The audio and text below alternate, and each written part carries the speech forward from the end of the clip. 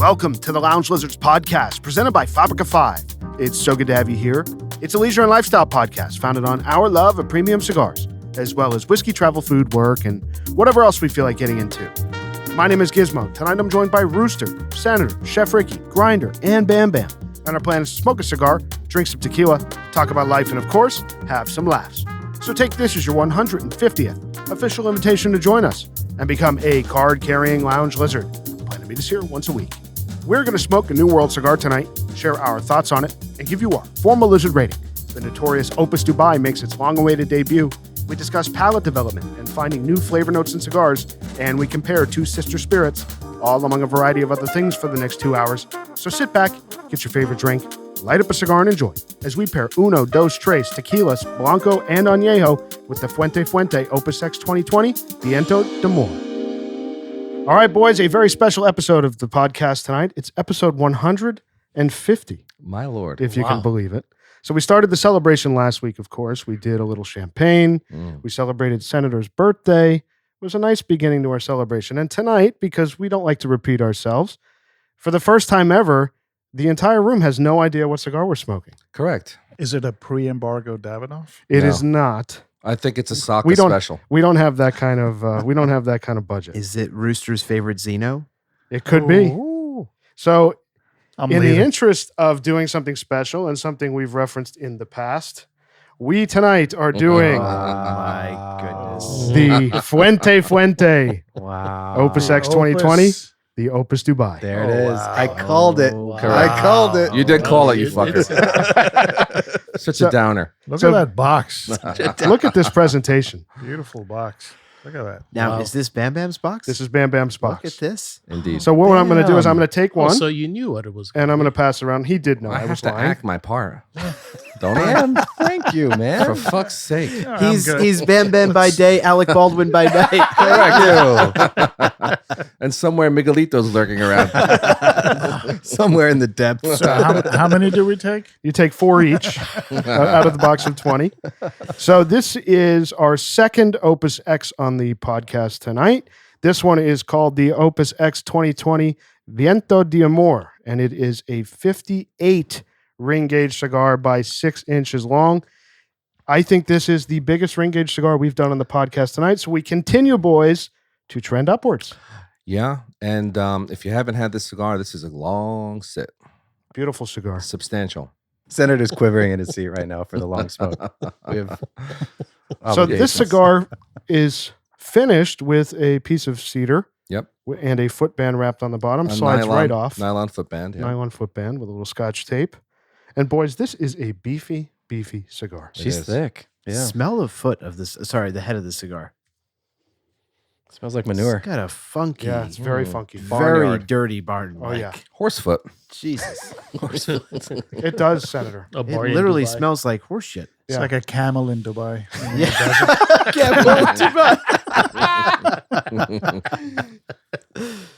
Camel takes a dump. I'm in- not getting in the horse desert. shit. on the head, not the foot. It's up here at Bam. Yeah. Yeah, I don't know. It's funky. It's Yeah, really it's funky, which I don't mind. The other head. Yeah. All right, boys, let's cut this thing. See, we're getting on the cold draw and the wrapper. Wide open draw.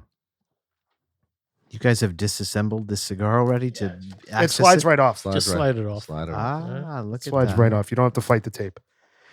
So there are 2 bands on this cigar, both very, very ornate. You have the Fuente Fuente Opus X band in the colors of United Arab Emirates, of course, and then a second band that says 2020 Amor del Desierto, celebrating the release.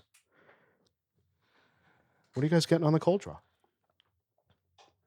Cold draw is really nice. It's nice. Little faint biscuit. Mm-hmm. Maybe a touch of honey. I'm getting a wet raisin. A wet It's fruit. wet raisin? Wet fruit. A wet raisin. That's an oxymoron. That's a wet dried fruit. No, You mean a grape? a raisin. exactly. No, a raisin that's been sort of reconstituted, so it still tastes like a raisin, but it's Maybe a little like- bit juicier. A raisin that's been in oatmeal. That kind of Or a raisin that's been with a Bovida. It might be too chefy for us. possibly. Chef. Come on, guys.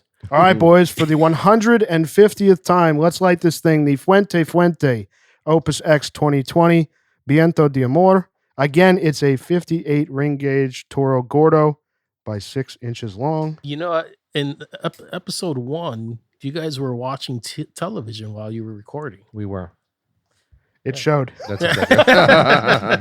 By the way, it made for some great entertainment. It Puma's did. tennis Medvedev, commentary yeah. was A+ that day. Microfiche all the way, dude. That's right. All right, boys, let's get stuck in. This is going to be a long one. It is. Just lighting it takes a while.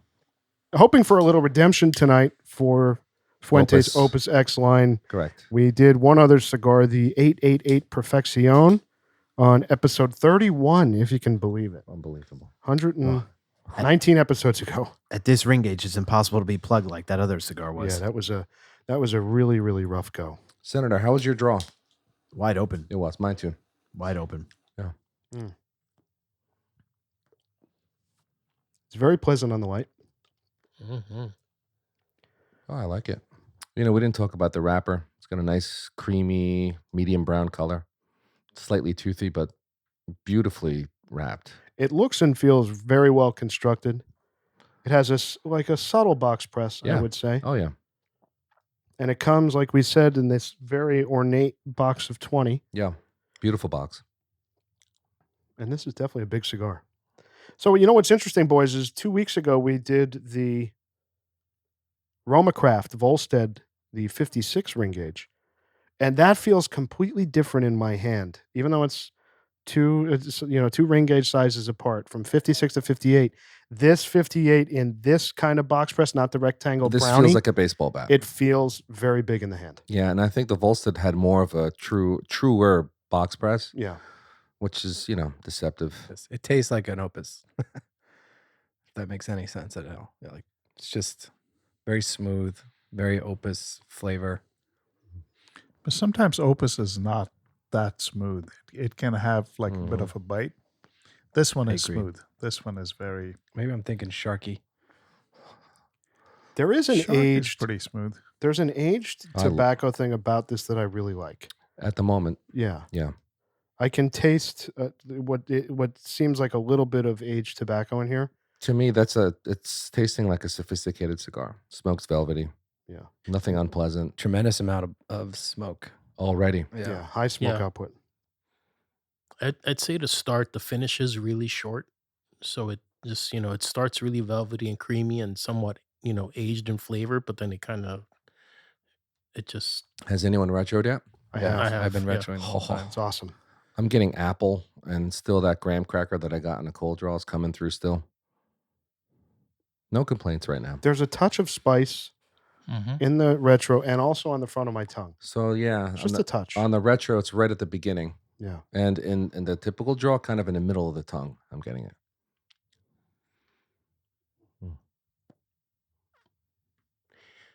I'm getting some of that barnyard on the retro hill, but I don't know how to put that flavor into, I'm not or getting, that aroma into flavor.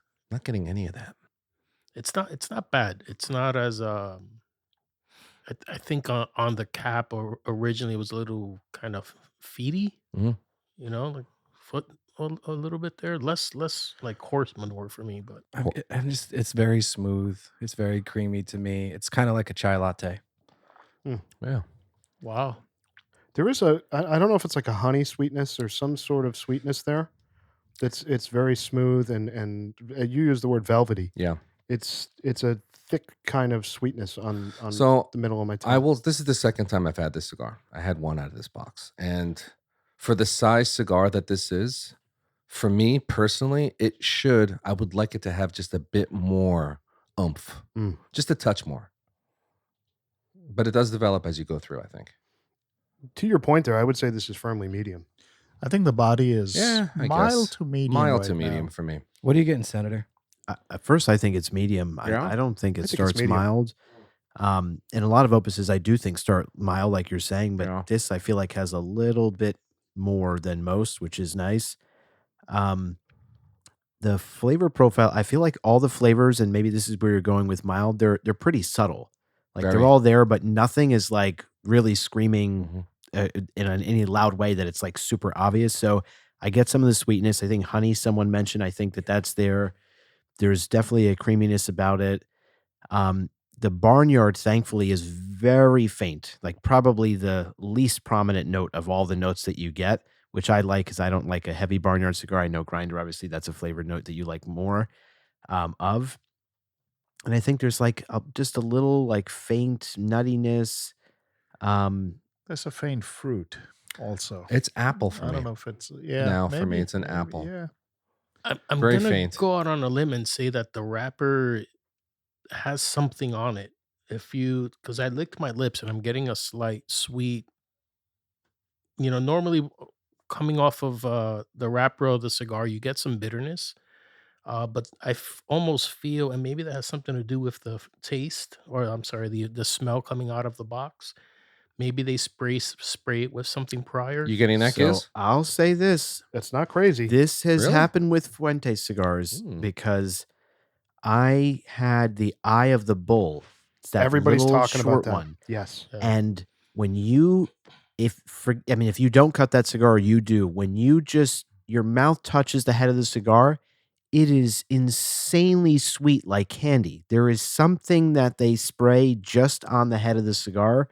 It's super obvious. And I have never experienced that with a cigar, so it was shocking for me. I've had that cigar once, and I agree with you. But I'm definitely getting a flavor that's been added, I feel like, to the wrapper itself. I disagree. I hate And to say. what flavor do you think that is? It's definitely sweet. I think it's where we're getting some Really? of that honey and kind of biscuit-ish notes, and maybe even the apple. All right, guys, lick that wrapper. Well, it A cigar started. might be a little too big for that for me to. No, it started because I licked my lips at first, and then I Did was you have getting the dessert before you flavor. came in? No, just a couple turkey burgers. No Very lolly. well. Without the bread. The apple note reminds me of like apple cider. Yeah. Right. Like not a fresh apple. No. Like mulled apple or something. Yeah, and like because there's that little faint bit of spice in there, Yep. it's like kind of spice that would be like baking spices with apple cider. I feel Yeah. like. Agreed. All pleasant things so far. I'm finding this to be very, very pleasant, and it's pleasant. I'm enjoying the amount of smoke output. There's a Yeah. ton of smoke output. I'm finding it to be very pleasant on the palate. Feels great in the hand. It feels great in the hand, even for its size. Yeah. It feels very good. It feels very balanced. And if you look, like, we're getting into quarter inch, burn here. Mm-hmm. It's burning really, really nicely. Yeah. Bright white ash. Seems to be burning quickly though. Yeah, It I does, Think, I yeah. think the tobacco definitely is aged. It has some age on it. That's what they 'Cause say, it's right? very smooth. I mean, you I never agree know. because to Rooster's point, I think you mentioned that there's a bite sometimes with Opus, and I always say the irony of Opus and kind of the Fuente mantra of we don't rush the hands of time. Mm-hmm. I feel like Opus a lot of the time they are young and they need age. And my frustration is you pay more for the Opus line than you do regular Fuente, and I don't ever light a regular Fuente and say this needs age, but I have lit several of like the standard Opus line. Maybe because this is, a special kind of release, those get some of the more premier aged tobacco. But I agree that there's definitely aged tobacco in this. The box is so ornate. It would be cool if they sold like refills of this to put in the box. Like what do you do with the At box? discount. At a discount. At a significant discount. Yeah, I mean, So it would be neat to get a. Speaking of which, so I paid just under $2,000 for that box, 19 and change. Just the empty box. Cigars were extra. Yeah, the cigars were extra. The refill. You could have got some Cohibas for that I price. can't wait for the splitwise on this one. I opted out of Splitwise, but I'm going right back in for this night.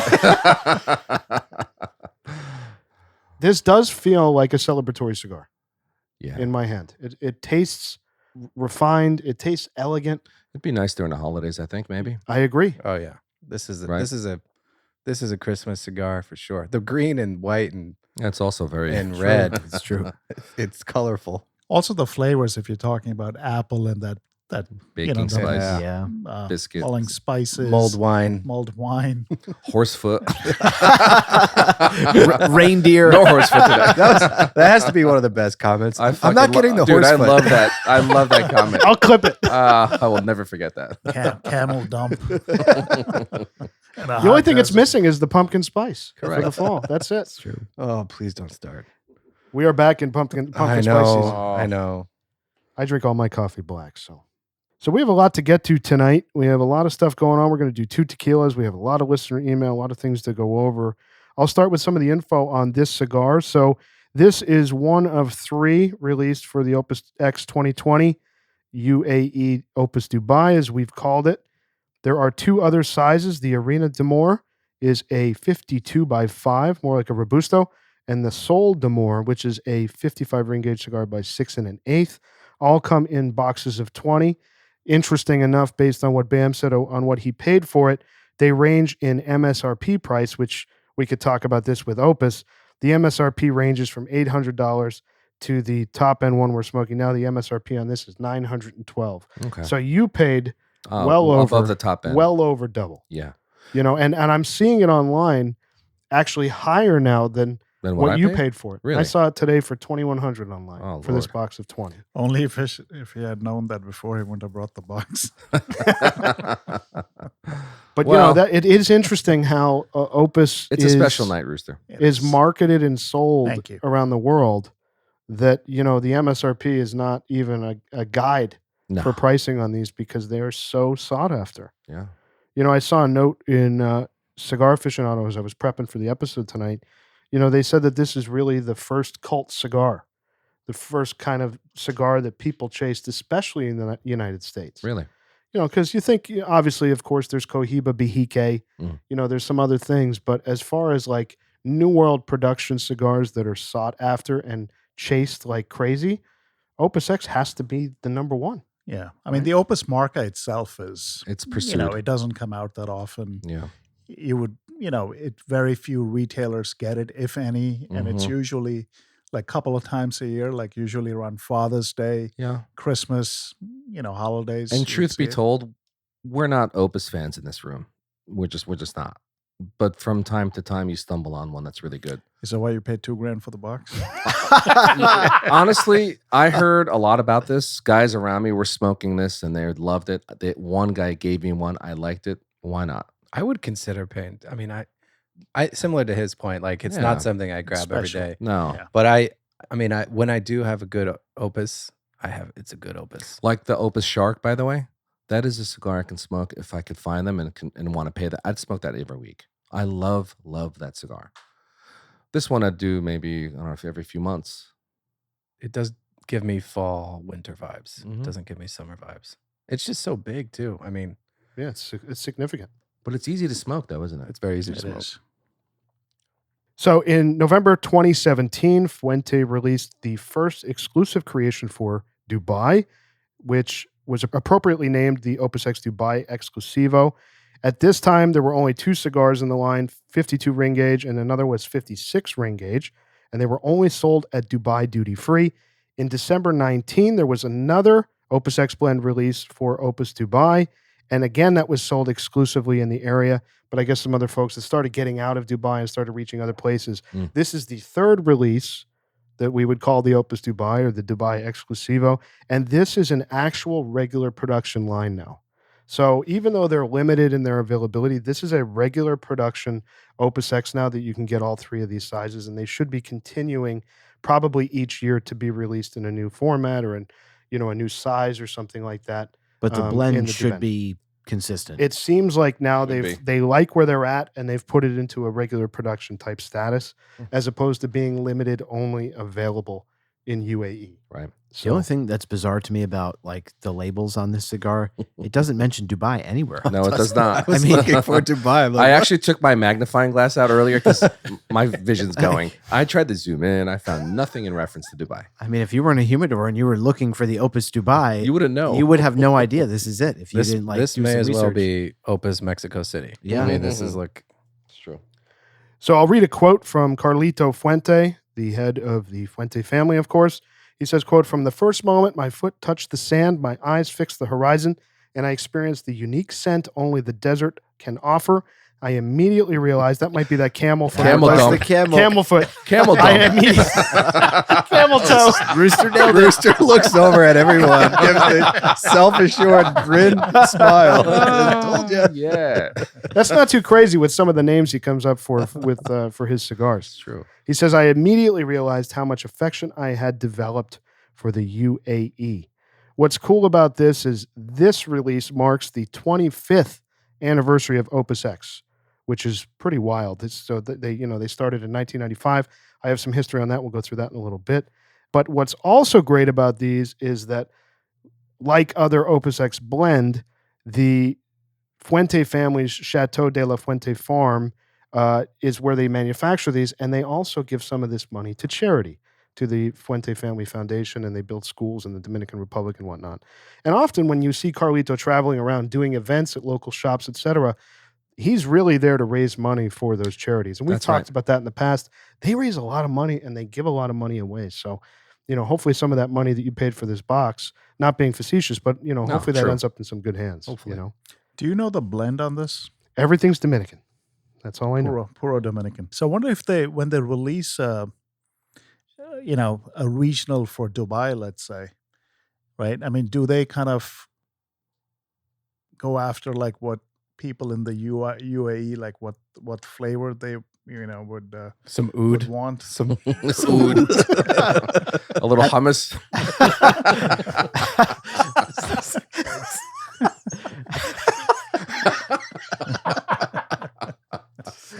I'm just throwing names out, guys. I mean, I would think that, like we talk about the Asian market a lot, what their taste preferences are and the stuff that they buy, just a lot of it being driven by hype, obviously Cohiba and those other things. But I would say the same for the UAE is they're just trying to get the most exclusive stuff that's produced anywhere in the world, show it off as status, and hopefully smoke great cigars. Is there a Cuban, like UAE regional that anybody's tried? There have been regionals. I've not tried them, but there have been. Because I'd be curious. I mean, if the intent was to blend a cigar for the taste, preferences of that market, I'd be so curious to see what like a Cuban brand would have done to try to heard achieve of that. any. I feel like I've heard of them. I've just never had one. Yeah, I believe there is. I just don't know which. I think there was a Cohiba. I think there might have been a Ramon for UAE, but I have not smoked it. It was a big ring gauge cigar like this. I don't think it was a 58. Might have been a 55, 56. But I got to say, the burn line on everyone's cigar is beautiful. Yeah, it looks great. The ash is structural and razor sharp. It is the mark you of a could great tell cigar. the construction is just Impeccable. flawless. This is phenomenal. They wouldn't mess this up. Right. I will say that one we did on episode 31, construction-wise, was shit the bed. one of the worst constructed high-dollar cigars that any of us have ever smoked. That was expensive. That was $42. Yeah, I know. Do you know how many boxes were released? I know this is a regular production, so I think the other ones in the past have been limited. This one, I think, is just an ongoing limited production, but they have not released box count numbers on these cigars. So what I did see, very much in line with what we're talking about with Habanos when they do regionals, I see that this is a partnership between Fuente and Zainal Mohebi Holdings. So what I'm wondering, to your question, Senator, is, so let's say the regional distributor who services the UAE for Habanos. When Habanos is making a regional cigar, they'll send a few prototypes to the distributor and maybe one of the top retailers to taste and then start making blending decisions. I wonder if the same thing is happening here with Fuente, with that partner, which then may align to the question of, is there influence from the local market on what the blend is or that blending decision? Or is Carlito saying, I know what I'm doing, I'm killing it, I know how to make great opus, great tobacco, and shipping cigars? That's a good question. I would trust Carlito's taste on anything. So. Definitely. Has anyone had a hookah in here? Yes. I've never done that. So I've done it a lot. You've tried it, yeah. Yeah.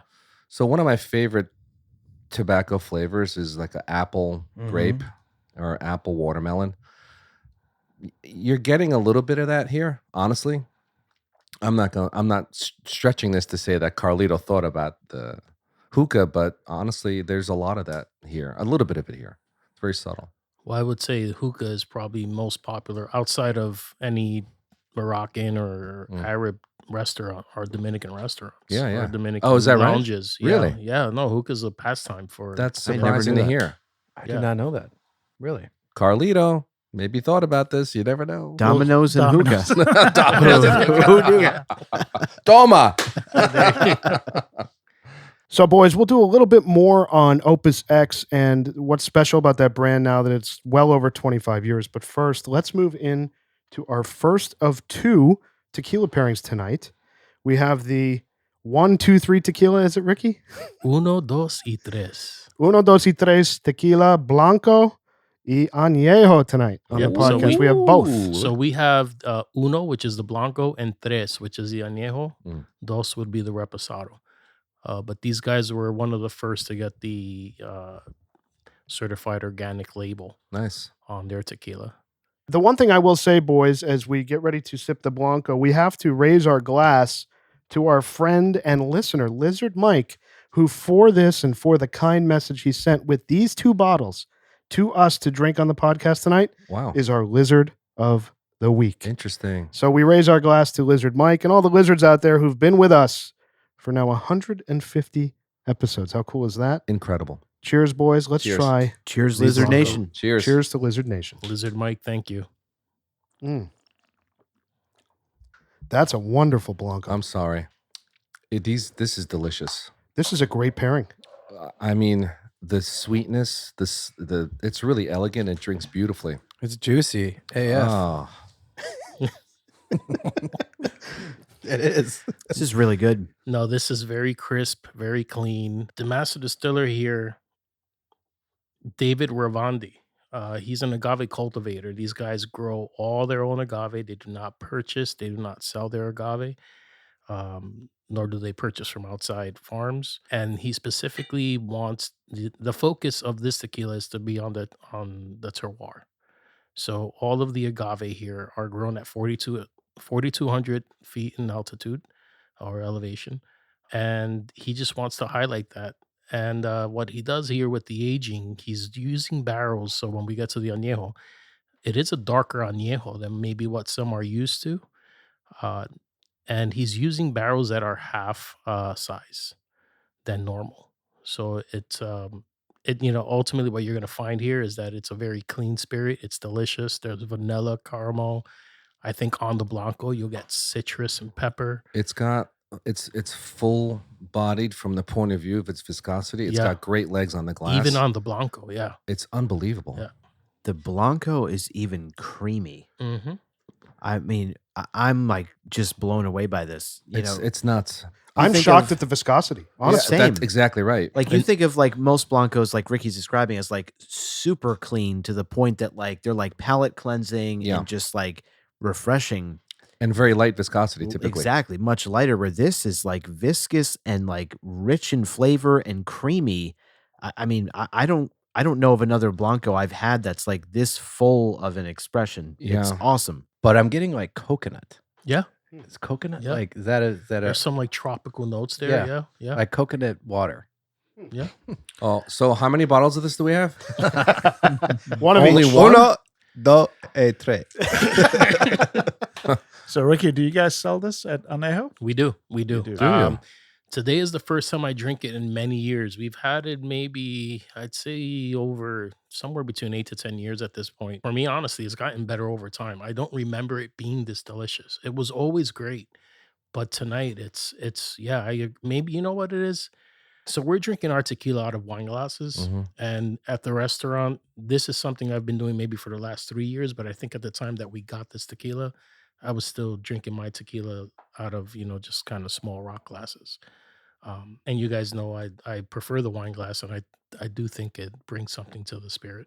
So all of us are drinking these tonight. Just for the listener out there, we're drinking these out of wine glasses, Neat. no ice, totally neat. Of Pagoda course. would be angry. Pagoda's not here. Yeah, that's because Pagoda's not here. We banished him from the room tonight. We have the ice Banished. chest in his honor though. It's here. It's in his seat, but he's Yes, not here. Yeah.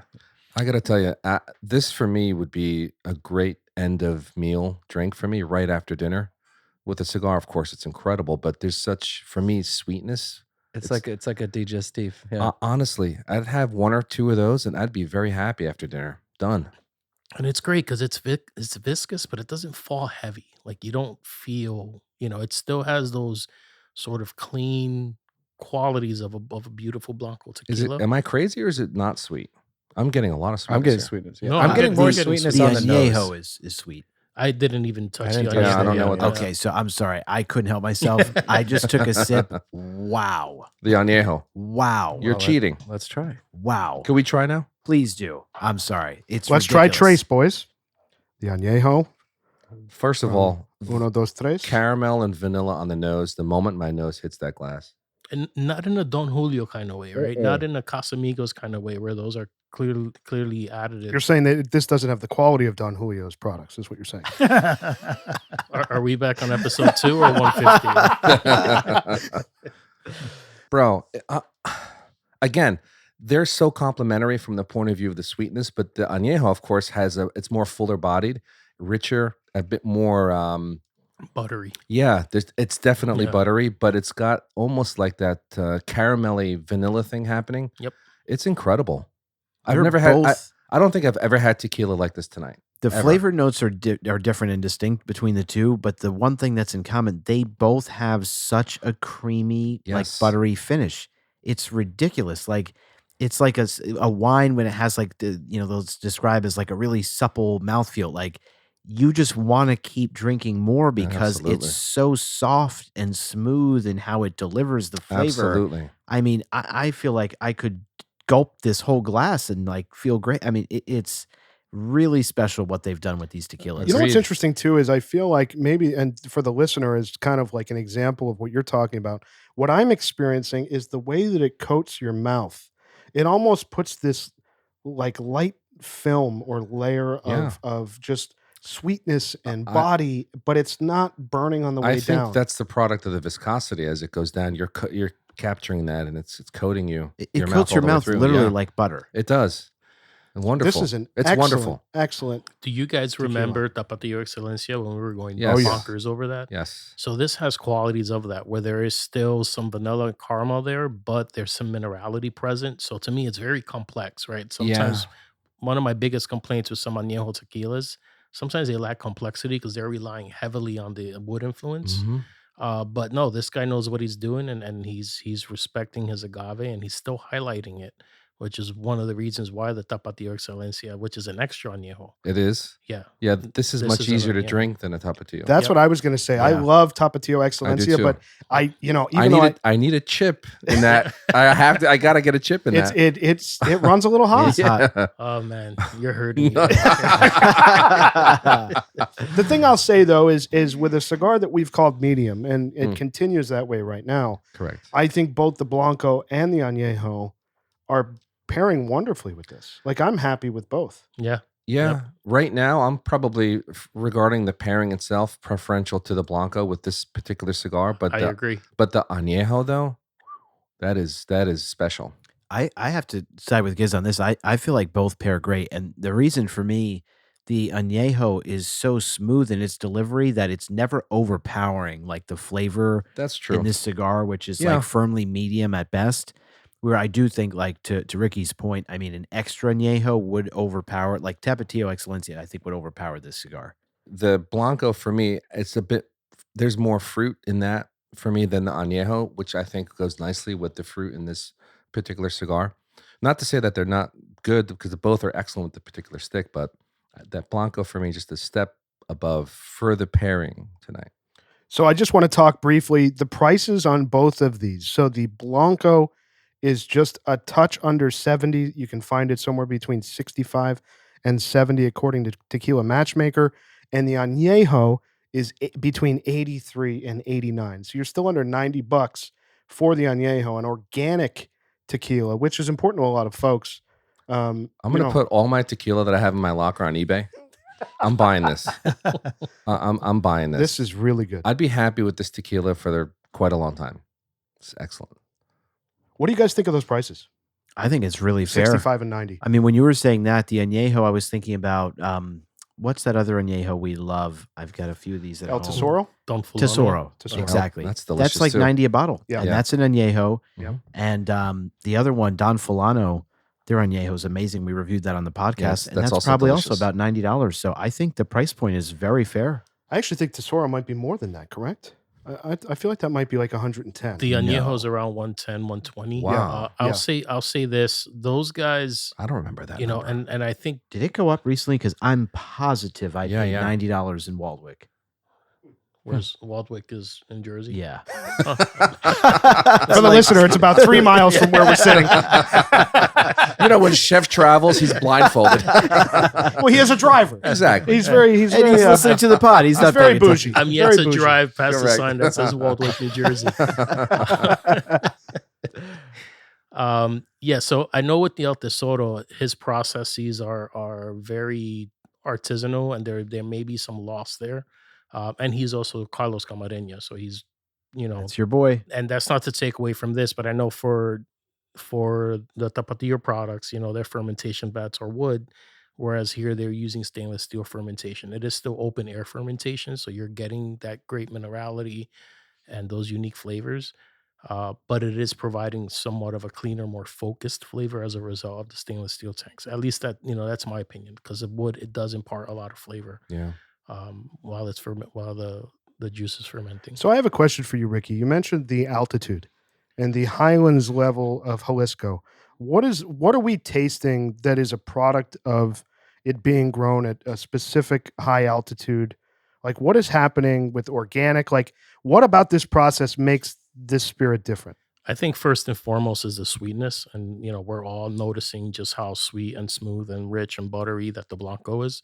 Um, Whereas if you compare it to, let's say, a Fortaleza, which is a lowland tequila, that leans slightly more vegetal, peppery, and a lot more mineral forward than this does. So what happens is when the agaves are grown at higher altitudes, they're stressed out, right? Because at higher altitudes, there's more of a dynamic in temperature. They have to work Days to are survive. hot. Oxygen is the lower. nights are colder. Oxygen oxidizes up there. And Thank you. so just in general, the agaves are more stressed out, which leads to them creating more sugars. And so ultimately what's going to happen is when you have any island tequila, generally speaking, and you know, more often than not, they should be sweeter than a lowland. And it's not to say it's better. It just depends on what you're kind of going for. You know, for the listener out there, and I'm certainly calling back to this in my brain, we've had a very similar conversation about the stress that is undergone by the growing of Cuban tobacco and how that stress on the plant, little fertilizer, little help, like those plants have to work very, very hard to produce leaves. And often that's credited with why Cuban tobacco is often referenced as some of the best in the world. That's right. It's amazing how some of the most strenuous things in life yield the most delicious results. Yeah. And wine, no different. And wine too, yeah. Like when there's a rainy season, a lot of water, You're a not lot of gonna fertilizer. get nearly as much flavor out of those grapes, where some of the hottest summers in Napa, like you get a really intense, amazing yield for cab grapes that need that heat to fully form all those flavors and produce the sweetness that you get out Very of the cab. interesting. So, Ricky, one more question on the organic piece of this being one of the first tequilas certified organic, etc. Is there, does that impart flavor, or does that just impart confidence in the process, or impart like a more, hey, we're more artisan than the next artisan? Like, what is the organic piece of it doing? It makes it okay for a rooster to drink it. That's true. Let's get him a glass. Correct. I think a lot of people would argue that most tequilas are organic, although they don't all carry the label. And it just comes down to, number one, willing to pay for it and obviously committing to it. Some find more value in it than others. You know, if I were to guess, you know, I can't say 100%. I haven't read anything or heard of anything or been a part of a conversation where, you know, somebody's highlighting one versus the other. But I would say that, you know, rather than organic imparting flavor, I think it's just kind of keeping foreign flavors out, because you're, you know, producing a agave or a tequila in a cleaner method. Now, are they hanging animal carcasses? No, in no, no, a, no, no, no, no. That's with this only one? This isn't mezcal. this isn't mezcal. Okay. That's only. Although I'll have the viewers or the listeners rather know that a couple weeks ago I gave everyone a jicarita, which is a hollowed out gourd that you're given in Oaxaca, and people drink mezcal out of these gourds. Yep. Bam Or- brings his everywhere. He does. I do. Bathroom, vacation, Correct. everywhere. And Bam walked in with In the his to get shower. ready to go. He uses it as a cup. I clean my hair with it. Yeah. That's how he gets that Alec Baldwin look. Correct. Yeah. Oh, okay. But yeah, I don't remember the question. I'm sorry. Alec Baldwin confused you, didn't Alec he? Baldwin threw me off. Threw you right off. My question really, and I think you answered it well by saying that the organic process just prevents the outside flavors Yeah. coming in and Yeah. tainting it per se. Yeah, yeah, and I'll add to that because you know what? Usually, when you go the organic route, you're not relying on certain chemicals to yield a better product or a more resistant product. So maybe by going the organic route, he's ensuring that agave is just really optimally stressed, so that way it is producing those sweet notes that we're all getting. So no Monsanto. no Monsanto. Monsanto. GMO-free agaves. Correct. So, boys, we're coming to the end of the first third on the Opus X 2020 Viento de Amor. What's everybody thinking? It's gotten better for me. Picked up in strength a tad. A touch. I think that it's smoking faster than I anticipated, It's really going quickly. right? And I don't feel like we're smoking fast. I think it's just burning quickly. Yeah, it's not packed densely, right? So it's going through pretty fast. I'm getting that continued apple on the retro, and it's for me getting creamier. It's velvety. There's easy to smoke. there's a faint like a cinnamon thing. That I Yeah, get once That in goes a back to while. what Senator That's said where I earlier. was when I Yeah. said the apple cider. That's exactly what I was Yeah. getting: cinnamon and apple. Yeah, Yeah. And I think it's working really well with both tequilas. it is. It I agree. is. Yeah. It is. I'm getting cinnamon apple and even a little banana, and I think it's because of the coconut found in the So Blanco. I a had little bit. banana earlier, and I didn't want to say it because I thought it'd be a Yeah. lunatic in the room. But No, no, I'm no. getting a little bit of that. Banana, whether ripe or green, is a no I find in cigars often, but I also don't see it because I never hear anyone else saying it. Mm. So just whatever you're feeling, put it out there because Thank you, Chef. you never know. You never know. Might blow someone's mind. So, boys, like I said, let's talk briefly about our cigar and the Opus X line, which is now well over 25 years of history. It launched in 1995. And when it did, the Opus X line, as we talked about, it changed the perception of Dominican tobacco.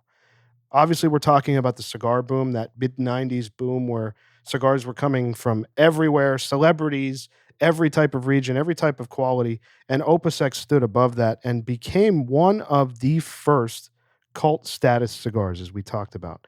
Carlos Fuente Jr. was planting Cuban seeds in the Dominican Republic to produce quality wrapper leaf, a feat that many thought impossible, and he proved them wrong with the Opus X line. The success of this wrapper set the foundation for Opus X, demonstrating that premium grade wrappers could be indeed grown outside of Cuba. The exclusivity, of course, has driven the market to crazy prices now for all Opus X. Not only are they hard to find, a lot of retailers, I hate to use the word play games with acquiring Opus. You're having to buy other cigars to get these. They're bundle also them with other rationed at cigars. a lot of retailers. They're rationed. It's It's awful. very hard to get Yeah. consistent boxes of Opus X. So if this is a cigar that you're fortunate enough to be able to reach for every day, it doesn't make a lot of sense to because they're hard to find. Yeah. And pricey. Exactly. I mean, the MSRP on this is $40. Good luck with that. So I paid $40 for Eye of the Bull, right? Wow. An MSRP on What? that. That's Wow. a 2.5-inch cigar. Yep. I paid like $15, $17 for that. Yeah. And this was at Waldwick, if I could say. Was this on a property, a vacation property? No, this was in Lodi. Oh, wow. Oh, that's a Wow. Okay. Espionage. And I was like, man, that's an off. And I enjoyed it. I did enjoy it. I hated that cigar. Did Did you? No, I enjoyed it. I thought mine was just like great. I thought it had a lot of refined flavors in Yeah, there. There I was didn't no hate it. bitterness. Yeah, I didn't hate it. Great balance, smooth. Just cocoa and Yeah. Exactly what's happening in this room is the discourse that I've seen online. Yeah. That might be one of the most polarizing releases that I've ever seen Fuente put out. Mhm. Is the Eye of the Bull. It's exactly what Senator's saying for some folks, and it's exactly what Ricky and Bam are saying for others. It's like you But- either love it or you hate it. But that's also, it aligns with the pricing, which is all over the place from retailer to retailer, if you can find it. So a couple other things on Opus X before we move on. In 1996, the brand faced a lawsuit from California's Opus One winery claiming trademark infringement. I'm guessing with the Ooh. labels, etc. You don't want to mess with those guys.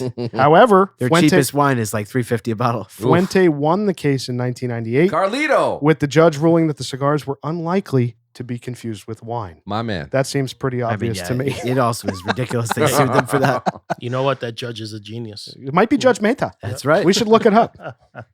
Each Opus X cigar is made using the entubado method, a time-consuming process that ensures perfect airflow for a superior smoking experience. Rollers are carefully selected and trained exclusively for Opus X production, with each roller focusing on one specific vitola. And finally, the brand celebrated its 25th anniversary in 2020, obviously with special editions like the one we're smoking tonight, including the limited Opus X 25, which was packaged in luxury humidors designed by Ellie Blue. These commemorative releases highlighted the brand's ongoing appeal, and of course, the price of these collectibles reaches well into the thousands. Can we just know for the listener, as soon as you said designed by L.A. Blue, Yeah, his Rooster lit up like a Christmas tree. So is that a humidor? That thing right there, that box? Yeah. I It's don't not know. an Ellie Blue, I know that. No, it's not, but you should show Rooster. It's It- really beautiful. I don't Just have it. Careful, Bab. You better keep your eye on that. Rooster's going to leave home with it. Well, he's got a great humidor. I'll raid his tower. No problem. So a couple of other quick little notes that I thought were cool. Like I said, in the early 1990s, Carlito Fuente was planting Cuban seed. For the original releases, he planted 37 acres of Cuban seed in the Dominican Republic, defying the belief that those seeds could be grown and the proper wrapper could be grown from those seeds. Obviously, he proved them wrong. The original name of Opus X was Project X from Planet 9. That was the original name. Of course, it then went to Opus X, a name Fuente derived from a dictionary definition, noting he liked that it's, quote, sounds like sex. Opus X sounds like sex. Well, that's kind of a BAM-approved thought process there. So that's the story, boys, on Opus X and the cigar we're smoking tonight, of course, celebrating the 25th anniversary of the brand. And I am really enjoying the cigar, and I feel a little bit relieved, as we've talked about, compared to some of the other Opus X experiences I've had. Obviously, one was on the podcast. I've had some others more recently, not special editions. And like Senator had said, they just tasted very, very young Yeah. for cigars that were supposed to be aged. So thankfully, we're not having that experience so So far. I've tonight. had this in my tower for about a year, just sitting there. Rooster is listening intently. Tell us more. That's all I'll say. All right, boys, let's move into some listener email tonight. We have a lot of stuff to get through. This one comes from Lizard Kyle. He says, I love the show. Honestly, at first, I remember finding the show about a year ago. After listening to the intro music, it turned me off. That was the first time I ever got that I comment love about our intro. our jazz music. That is a knife in Gizmo's underbelly. Yeah, I was a Correct. little bummed out. He said, I revisited it and gave another shot, and I'm sure glad I did. I've binged the entire catalog of episodes, and I even go back when smoking a certain cigar reviewed to pull some of the note callouts. It's always enjoyable. It really does feel like you're all in the room with the listener.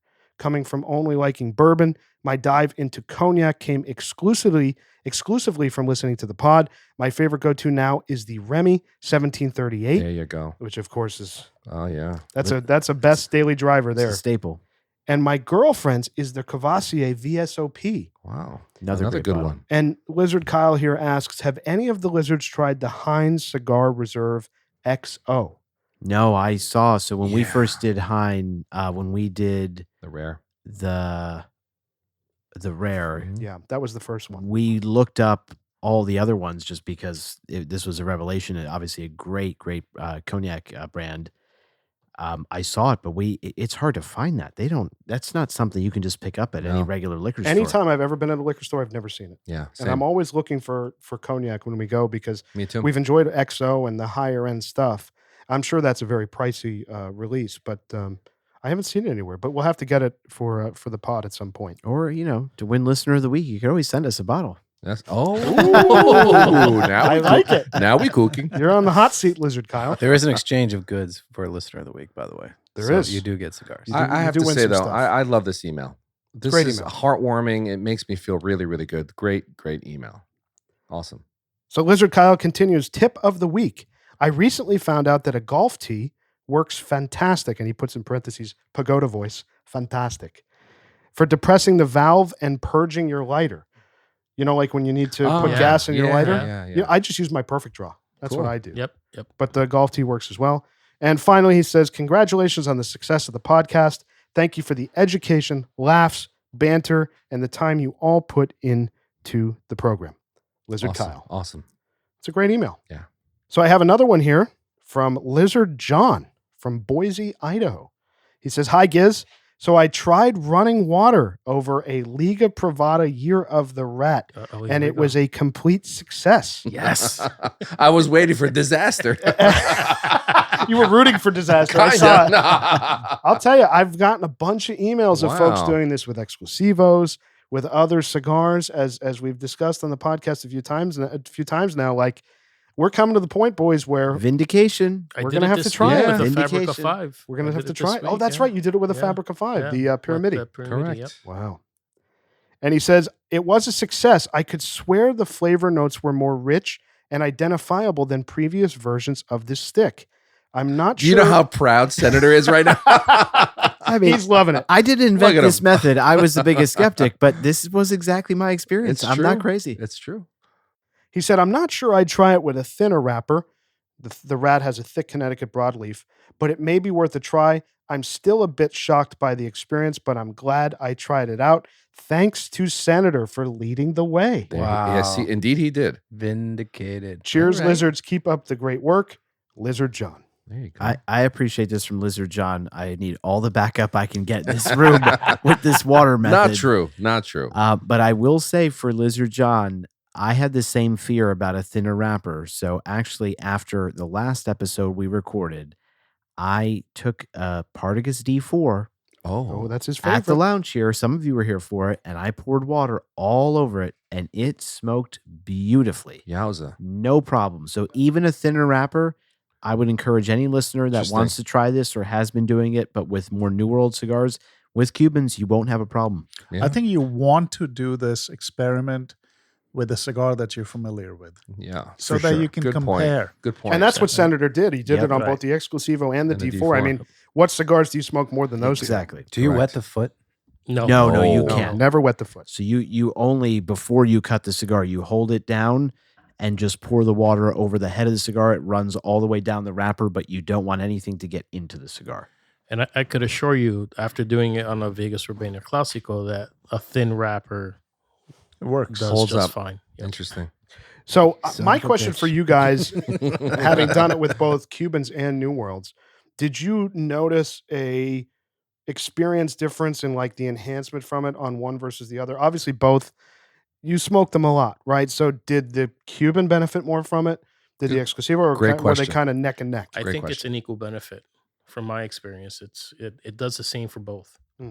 I would agree with that 100%. I think the flavor is a little bit enhanced in each. And I think the most noticeable thing when you do this, the cigar just burns flawlessly. Like that D4, I mean, an inch and a half, like 2 inches of just beautiful ash, razor sharp burn. Same thing on the Davidoff Bellicoso, same thing on the Padron Exclusivo. So I think at a minimum, you're going to guarantee like outstanding performance from the cigar.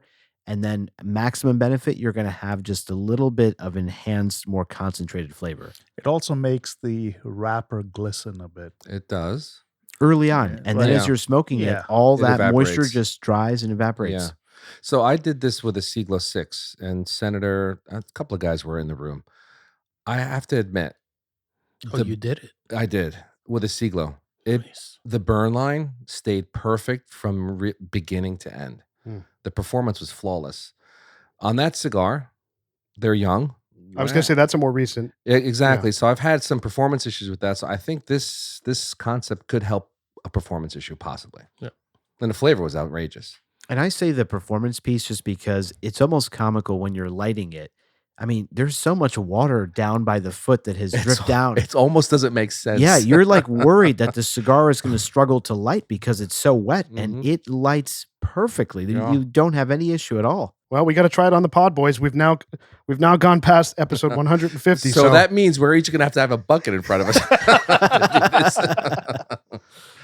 All right, let's continue on. This one is from Lizard Eric. He says, "Hi, Lizards. Please try a few of the Hoyo de Nicaragua cigars for your New World reviews." We did try Hoyo de Nicaragua. We did The Antonio. the Antonio. Which is one of my favorite cigars. And we're going to have to revisit. And it was not a good cigar. Yeah. That was a wet cigar. It was very wet. I think it was. Yeah. Right from the retailer. So Eric says that we should try their Maestro line, Okay. the Cinco's Decadas and the Numero Uno. And he says, in his view, they are the best Nicaraguan factory. All Steve Saka's best cigars are rolled there, which he says is no The coincidence. Decadas is very good. Yeah, we'll have to try that. I have to put that in the rotation. I'll order some. He says, "I love your show. I haven't missed one, but I think you guys need to drink better whiskey," with an emoji. Oh, Excuse me. Ooh. We need better whiskey, according to Lizard Eric. Like I said, send us some whiskey. Educate us. You can't just sign off with a comment like that. Suggest some. Here's another one. This is from another Lizard John. Just throwing out a suggestion for a future pod, a blind tasting of the Lizard's favorite cognacs. Most have scored really well, which is a great point, actually. If you think about the swing in ratings on cognacs, if we were to look at the data, I don't think the swing has been high as other spirits that we've done on the podcast. I mean, They've all wine, been I pretty think, has high. performed well, but you're curating every one of those experiences. We've probably only done 5 or 7 wines in the time we've been recording, but other whiskeys, other bourbon, scotch, etc. Like We looked at this once on cognac. I mean, of spirits, cognacs have scored the highest. Yeah. So what he says is it would be fun to see if there's a clear consensus winner when they're stacked next to each other. He says if that's too many for a single blind, maybe the 3 best scoring against each other. As always, I love the pod. Cheers and keep up the great work. I think that's a fun idea. Do like a blind tasting, maybe of like the best VSOPs. Yeah. We're not going to do that with XOs. That's going to be $1,000 plus night. You know when we could do that? We could do that at the end of the year on our our last episode of the year that we release. Like a best of we the could best. do like a best of shootout on cognacs because like we've said, almost all of them have performed well. Yeah. They've done very, very well. Here's another one from Lizard Paulo. Dear Lizards, I write to you from Brazil. English is my second language, so please forgive any confusion. And for this question for Gizmo. In each episode's intro, after you say, consider this your however number official invitation. So I consider this your 148th official invitation to join us and become a card-carrying lounge lizard. He's asking, what do I say after that? I can't figure it out after listening to almost all of the episodes. So to answer Lizard Paulo's question here, what I say is become a card-carrying lounge lizard. Plan to meet us here once a week. Plan to meet us here once a week. So I always say that a little quieter, so maybe I'll bump that up. But that I guess he wasn't clear on what I was saying there. Thank you for your love and passion for cigars and for sharing your podcast with the world. With much love from Brazil, Lizard Paulo. Gizmo, Very you cool. need to practice your Portuguese. I know. You're Portuguese. I resent that comment, Bam Bam. I love it. I resent that comment. What movie is that with DiCaprio and Oh, I thought you said Portuguese. Portuguese? That's how he pronounces it in the film. All right, so I got one more for us tonight. This one's a good one. It comes from Lizard Keith. He says, hello, Lizards. Lizard Keith here, a.k.a. Lover of the Leaf. I'm a newbie to the pod, but I'm pedaling fast to catch up. I like this question. My question is, what was the process and how long did it take you guys to develop your palate where you were able to readily discern different flavors in a cigar? Excellent question. I can't count the number of fellow smokers that ask me that question at lounges. Thank you and smoke in good health. Brothers of the Leaf. Cheers, Lizard Keith. So, boys, how did we and how long did it take to develop our palate where we were able to readily discern different flavors in a cigar? Brewster's been smoking since what? 1910. 1910. So maybe he should answer first. Correct. You smoked some cigars that went down on the Titanic, right? I think so. I was on the Titanic. So does anybody want to take this? Because I feel I have a pretty short, succinct answer to it. But I think for me, it didn't pick up until I started smoking a lot of cigars in a cigar lounge, probably around 2017, when I would like live next door to the cigar lounge basically, and I would work there. And I'm smoking like 7 cigars in a day, like pretty bad, but also pretty wonderful. That's when who would smoke 7 cigars in a day?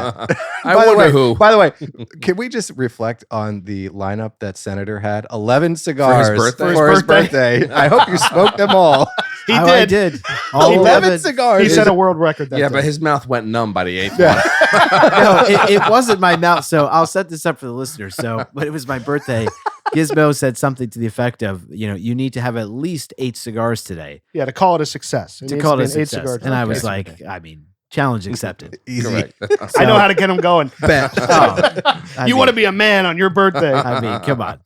And so I had curated kind of this lineup for the day. I had 2 cigars in the morning. I think I started with Trinidad Fundadores, then a Partagas D4, and then the rest I won't even go through. It's just too many cigars, but it was an incredible day.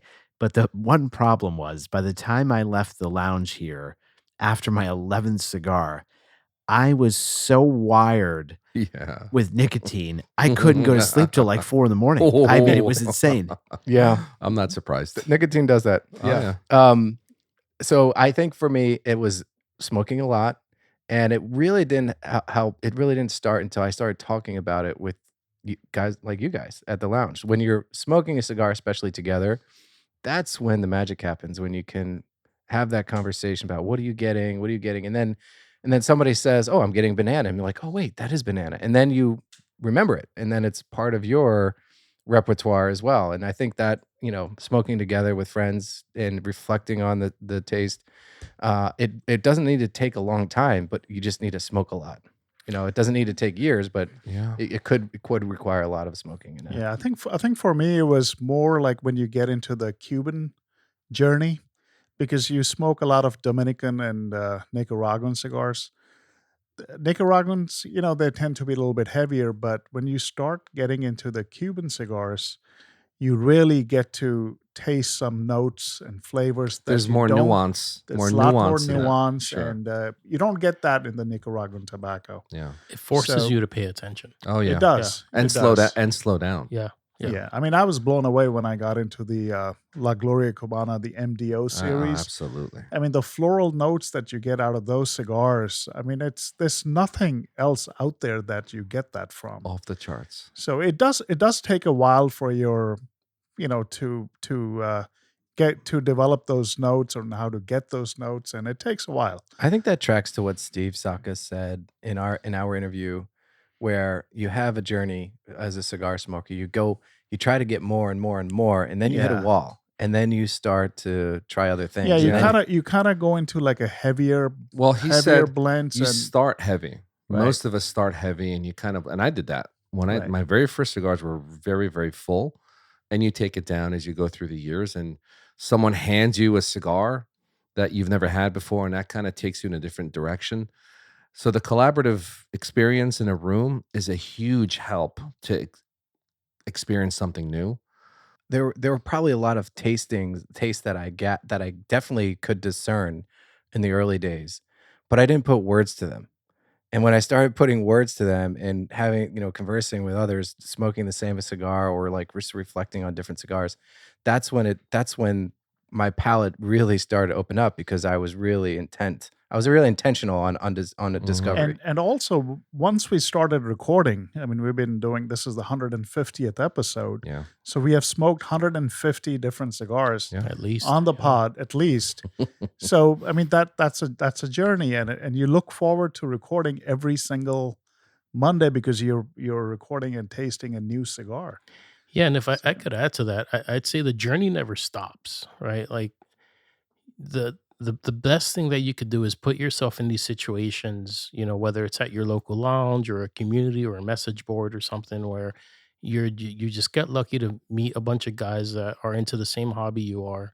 You get to discuss it, but more importantly, try to do it in other areas of your life. So, whether you start getting into wine or you start getting into a different spirit and you start tasting it with that intention of what am I getting here? And then it becomes a daily exercise. And the thing is, it never stops, right? Last week or uh, one of our last recordings, we got mushroom in one of the cigars, Yeah. right? Like that. So it's always, you never know what's going to come through. Also, And I think it also has a lot to do with paying attention to the Mhm. cigar that you're smoking, and it always refers back to foods that we've had over the years. yeah.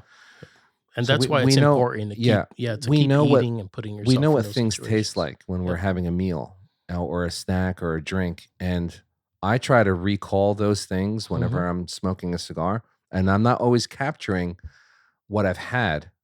So it's very selective, the particular cigar. So it's really always referring back to the meals that I've had over the Yep. years and fruits and other things. And I think the broader your palate is in general, the better, right? yeah, Because then you could, of course. just one of my first pods with you guys, where I had highlighted the fact that, you could find ancho chili or guajillo chili in some cigars because when you smell the That's a little aroma, sophisticated. but no, when you smell the aromas on those chilies, you're getting dried fruit, you're getting prune, you're getting raisin, which are notes that are very prominent in cigars that we smoke. Thank you. I just think out of everything I've heard, there's like two things that really resonate with me. I think Grinder's point for me is spot on. Like quantity is critical to this. Like it takes time. I think of like people will say to me, at different points in my life, how do you know this about wine or how do you have all these recommendations? It's just trying a ton of wine. It's Yeah. no different than cigars. It's trying a ton of cigars. Absolutely correct. And that's the only way that you start to be able to differentiate. Well, what did I like that had that other one didn't? And you start to be able to pull out some of the notes. The other factor in that is definitely like the first time you have a truly great high quality cigar. Number one, those cigars are more complex. So you start to experience flavors that you didn't get out of a more simple, straightforward cigar. So, like a cigar that's one note, you're sitting there smoking it, there's not much to pick out.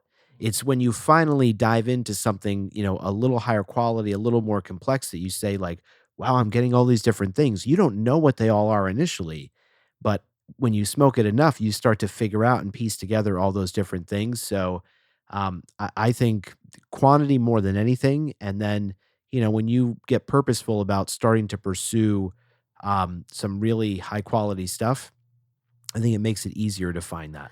I think for me, and I'm going to kind of sum up at what everybody's saying. I think when we came into the podcast, I was certainly, maybe aside from Pagoda, he and I were probably the greenest as far as You were primitive palate. I was primitive palate, but as far Grinder's been waiting to say that, by the way. It's true though. But being with you guys and having this collaborative conversation a year and a half before we ever hit record, but even when we hit record, it was first being in this room, eliminating distractions, the microscope coming in, and that confirmation of tasting something and hearing someone else go, yes, I taste that too. It kind of imprints on your brain like, okay, this is a new note that can be looked for now. It's like an index that you're constantly updating as you smoke the quantity of cigars that Senator is pointing to. And I think smoking the same cigar with other people, and like, I don't know who said it, Grinder or Ricky said, if it's a forum, if it's in person in a lounge, if it's with a group of friends like we do every week, the same people, that exercise is certainly what has developed all of our palates. And obviously it's accelerated now that we've done this 150 some odd times that we're looking for it. And I don't think that I would call myself or any of us experts, but we're just a little further on the journey maybe than some of the listeners. And we're all on this journey together, right? Trying to pick out what's next and pick out these other things that we're tasting. So, I mean, I think anyone can develop a really excellent palate just by putting in the reps and eliminating distractions and focusing on what you're smoking. An analogy for this, like you think of a movie that you watch and you're like, you finish it for the first time, you're like, that was a great movie. And you remember certain scenes of the movie. You watch that movie for like the fourth time and you're picking out like, did you notice in that scene in the background is so-and-so who is in this movie? You That's a see great things analogy. that Yeah. you just didn't see the first time, the second time. It took the fourth time rewatching that movie to get that. Yeah. And I think cigars are really no different. Correct. I agree. And I think to Rooster's point, my secondary part of this comment is that changing the variety of what you're smoking and developing a rhythm or what we call a rotation, where you're smoking Cuban. Obviously, we're smoking a lot of Honduran now with Fabrica 5, smoking Dominican, smoking Nicaraguan. All of those things offer very different flavors and profiles and experiences. And once you're tasting all of that, it's like going to a restaurant Yeah. that Chef Ricky curates and you're tasting the entire menu. And you go to another restaurant and you taste the entire menu, like you're going to learn new things about food. Yeah. Yes, you have to challenge yourself to step outside of your comfort zone, right? Because I could say something tastes like Guajillo chili, and bam, you may think it's sophisticated Mhm. because it's not something you consume often, Exactly right. right? But I work with the product on a daily basis, so Sure. it's It's a imprinted palate in your note for me. experience. Yeah. Sure. So if you're a 44-year-old man that swears by chicken fingers and French fries only, which I love too, but you have to be able to say, hey, you know what? This week, let's go to an Indian restaurant. Yeah. This week, let's try this. This week, oh, there's a free wine tasting. Excellent over here. point. Excellent There, point. you have to put yourself out there and be able to broaden your palate so that way you could taste these. And you're saying the same exact thing with cigars, but the reality is if you've never had these things, in some other format or some, you're not going to be able to register. You're not going to be able to put a finger on what it is you're tasting. And the other thing too is we do have some listeners out there because we've gotten comments before that listeners will smoke along with us or go back and listen to an episode as one of the other listeners that we read an email from, go back and smoke along with us, even if it's an older episode. And they're journaling while they're doing it. They're taking their own notes, picking up what they're tasting that we agree with or we don't agree with, or notes we taste or don't. And they're creating this journal of what they're smoking. And as you do the exercise, you're going to get better at it. Yeah. It's just like anything else. And I Yeah. love that about our podcast. Like one of my mentors and good friends, someone I respect a lot, he smokes with us. Like he'll put on a podcast, he'll get the very sick, and he's a cigar, like he has a collection that likens to all of ours. And he spends good money on cigars. He drinks a lot of booze. He's a lizard. He will sit in his backyard and smoke cigars and drink the same stuff with us. And he'll text me during it, he'll text me after it and relate what's going on. To share in that journey with us too, I think is very Yeah. fruitful for your Yep. palate as And well. one thing I'll say about tonight's experience, as I'm taking a drag on this beautiful cigar and taking a sip of this incredible tequila, there is something to be said about pairings, and even a bad pairing will help you discern things that you may not like. And an incredible pairing will start to align with what you really love. And that's really a higher level experience and over time. But there's a lot of value in pairing cigars, making an attempt to pair cigars with things that you read about Yeah, in the spirits. To Yeah. Bam's point there, I mean, discovering what you don't like is Oh, just as important absolutely. as Completely discovering agree. what you do. Because you're I saving feel like enormous people amount have of money. Yeah, and I think like people have a bad experience with a cigar, a wine, whatever it is, and they're like, "Oh, I just wasted all this money," and they're so frustrated about it. And the reality is, like, It's not a that is waste. going to help you Exactly. figure out how to avoid a flavor profile that you don't like, Correct. how to avoid a type of cigar that's really not in your wheelhouse. So all of it is really important for the journey. Yeah. Yeah, and it's not just about what you're getting on your palate, right? It's what are you smelling? What are you seeing, right? Ultimately, it's an all-encompassing experience. You have to feel, see, taste. I strongly encourage you to learn how to retrohale if you don't know how to, even if it's by accident. He's talking to you, Senator. Because He said, even if it's by accident. Yeah. Thank you, Gizmo. Because the experience continues throughout, right? For the last 20 minutes or so that we've been talking, I've been wanting to kind of have an exercise with you guys. So real quick, if you pick up your Blanco tequila, I'm at a Blanco. right? But you could probably still do this because Okay. the aroma is still in your glass. It is. Right? So something I've never gotten out of a fucking tequila.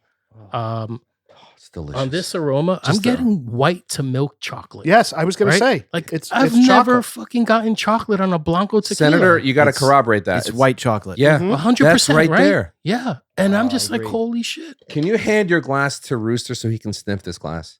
Well, I smell the bottle. Bruce is afraid he's gonna get drunk just yelling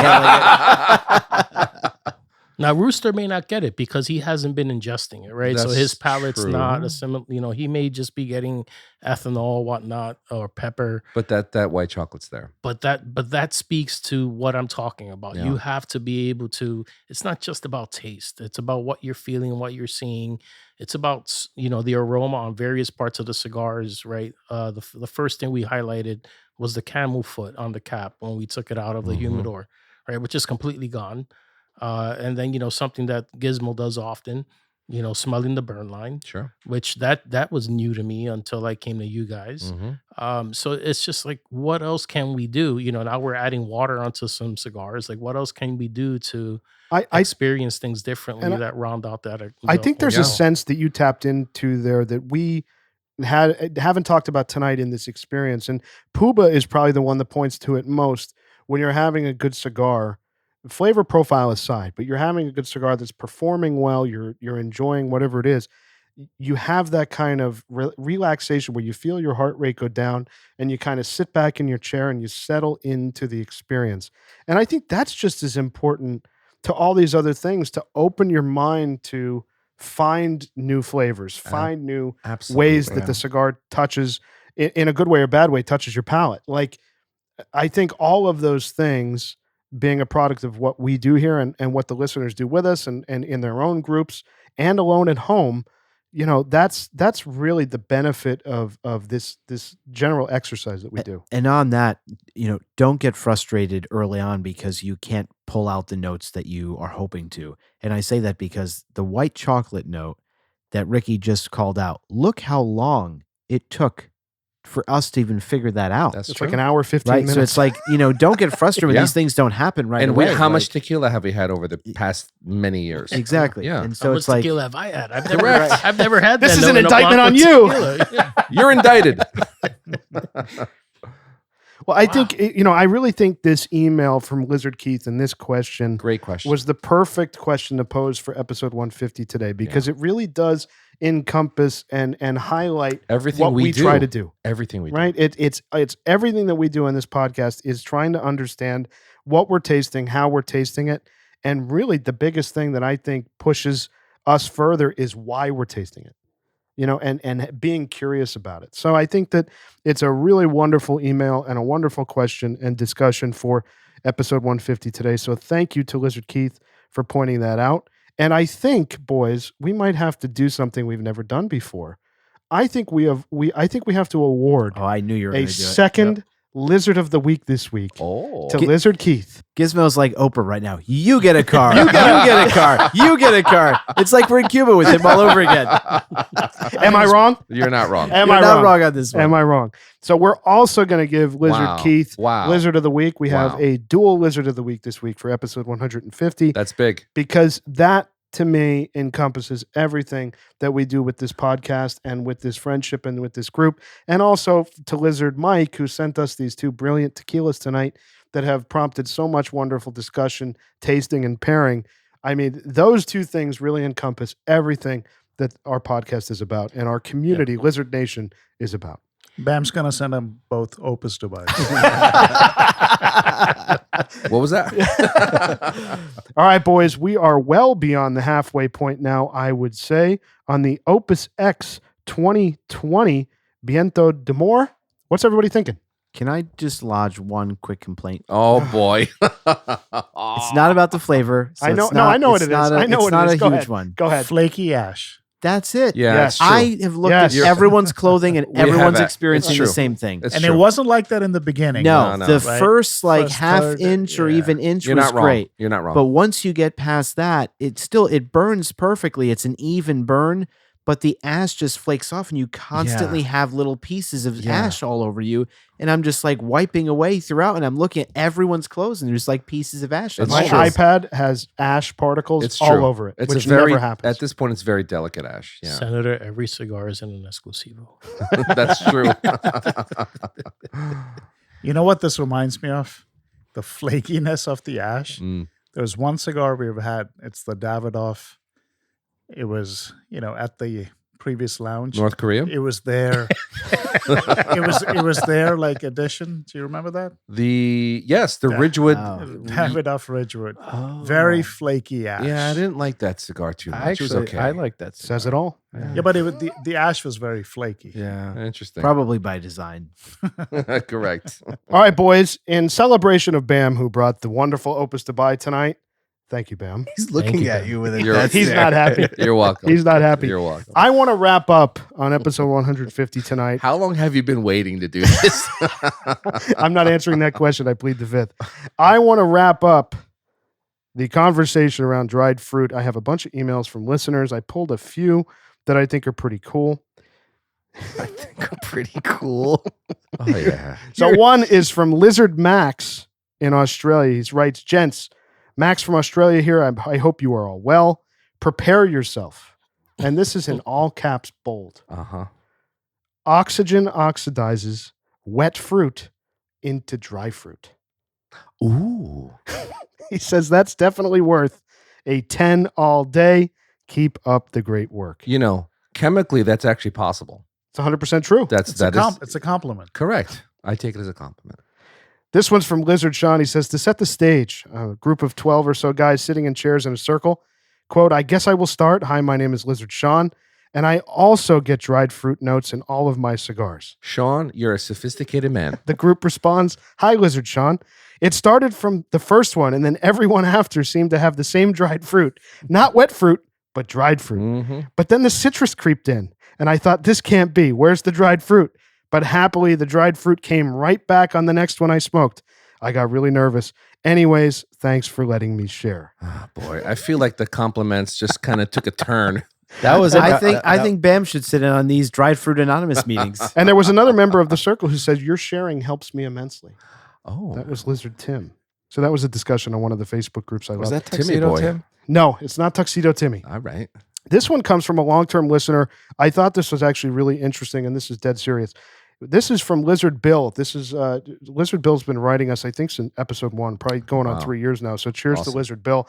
He says, hey guys, I came across this pretty detailed flavor wheel from Famous Smoke. It was one I had not seen. I don't know if you guys have seen this.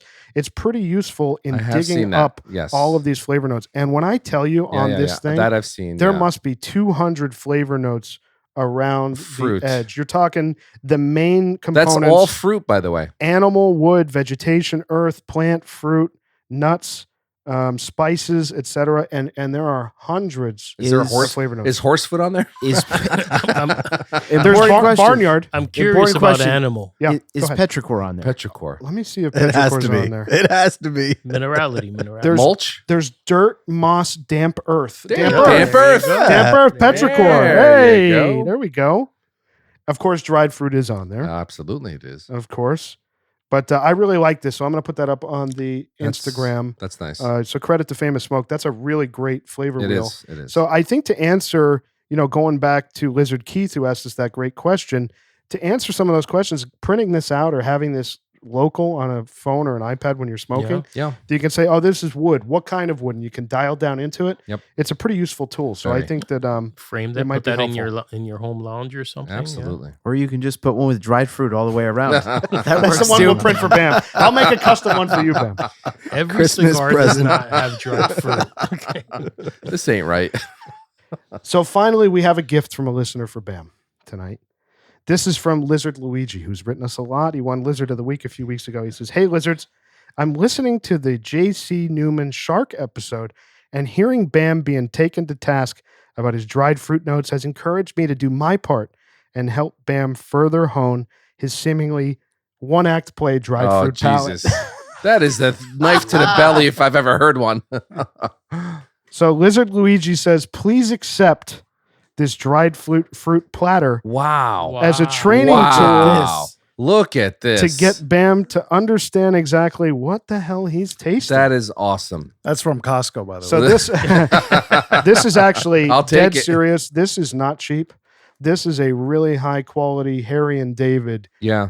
platter. Lizard Luigi, thank you so This much. like that this is this quite is the very gift. very kind. That's very generous. So I think that this is exactly what we're talking about for all the ball busting we do in this room of Bam and the rest of us. This is exactly what it's about. The listeners out there, we love you, We and love we you. know that you love us, and I think 100%. that this is an awesome homage to this ongoing joke with Bam that turned into something. What really can I cool. say? I've So got goosebumps right now. That's Thank you pretty so cool, much. man. That's very cool. So that's a dried Very, fruit very cool. platter That's for awesome. Bam. That's awesome. It's a dry fruit flavor. My man. wheel. And he says, as always, I enjoy the pod. You guys make Tuesday the best day of the week. Nice. It's awesome. That's great. So thanks again, guys. And that's from Lizard Luigi. Wonderful. Wonderful. yeah. I mean, I must say, in Bam's defense, Rooster coming to Bam's defense. Wow. This is the first. This is new. I would say 40% of the cigars on the cold roll, you do get dried fruit. You get a Yeah, for You get raisin, some kind of fig. apricot, Yeah. a raisin. You're gonna get You today. do. Today Yep. I got apple. And you know what you find in dried apricots? Citrus. Well, Right? yeah, a little bit. Yeah. Sure. My Yeah. man. Thank you for corroborating. So you're on to something. Yeah. No, I think it's In genius. Bam's defense, every year it's a different note. Last year was citrus. This is the year of the dried fruit. And next year we're going Who to find knows? out. Honestly, we haven't hit citrus except for the Sonata. The Aging Yeah, room. the That's aging because room. Yeah. you've been on the dried fruit kick. Though. I have been, but we haven't had many cigars. No, I with think that you're right, citrus. though. I think citrus has been a note that we haven't found in a lot of the Mm-mm. recent cigars we've been smoking. The notable one is that aging room, which I Yeah. get every time. I think of you Me every too. time, as we smoke that cigar. Well, the Corona's Claro, I mean, that's got Oh, a orange lot peel. of citrus, Orange orange, peel, peel. yeah. Agreed. So yeah, thanks to all the listeners. We had a ton of comments and emails on dried fruit. I've probably gotten more stuff on dried fruit than anything else in the last year. You know what? Of course, I am feeling the love tonight. you should with I this am dried feeling fruit the platter. So that puts a button on that, boys. On episode 150 tonight, I thought that was a fun little. That just means they celebration agree of with that. Bam. Exactly. My shirt looks like an ashtray. Thank guys. you, chef. I'm wearing a white shirt. We need a cigar bib. Yeah. You look like that's Pagoda really tonight. So, boys, we are coming in the last third here tonight on the Opus X 2020 Viento de Amor.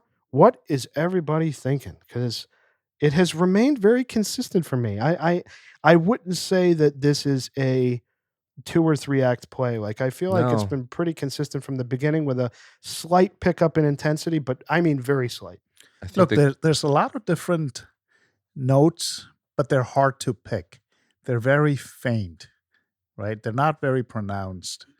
Nothing Senator mentioned that in the beginning. So they're not like you can't say, well, this is a dominating note, but they're all, I mean, they're there, but they're faint. one thing I enjoy about this is that whole experience where you can take your typical draw, do the retro simultaneously, and then get the aroma of the smoke around you. It's one of those cigars that you can continue that cycle over and over and over and not get any harshness. For me, that's really quite It's very smooth. no that's doubt. really quite the experience.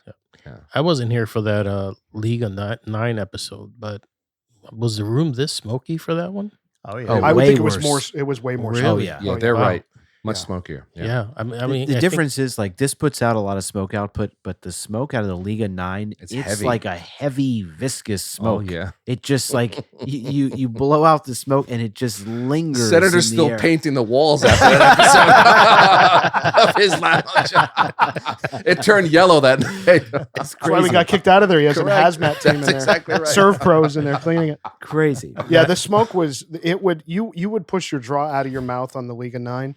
I forget which one it was, but you would push it out and it would linger. Yeah. It would just sit and you hover. talk and there'd still be smoke coming out. It was just endless. It was smoke. awesome. We couldn't see each other. It was awesome. It really was. It was awesome, dude.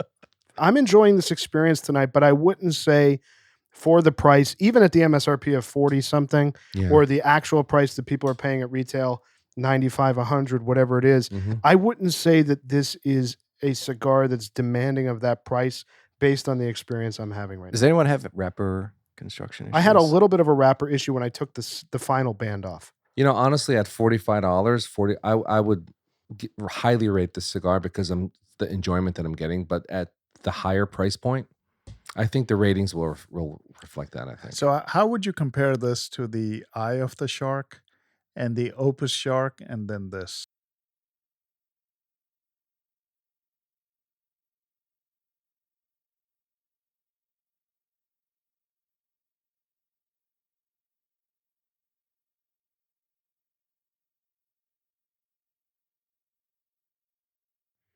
Right. I mean, although Eye of the Shark is not an Opus. Yeah. Yeah, that's a Don Carlos. Yeah, it's a but Don still, Carlos, yeah. I would just say with the cigar, for me, the last third gets much more savory than the rest of the cigar. Absolutely correct. So I think like if there was any bit of a transition, it's just the final third. I think the first 2/3 are pretty much consistent all the way through. Grinder mentioned the wrapper issue. I did have, before the secondary band, I had a crack in the wrapper and I kept the band on to just try to hold it in place, and I was able to smoke through it, thankfully. But I did have a little bit of an issue. I think for me, it's more of like a 2.5 act play. The first maybe inch of the cigar, I wasn't crazy about it. I felt like it was a very short finish. It was rather dry, but as it developed, it got much sweeter. It got creamier. Now it's getting savory, so that's my Yeah. my 2.5 there.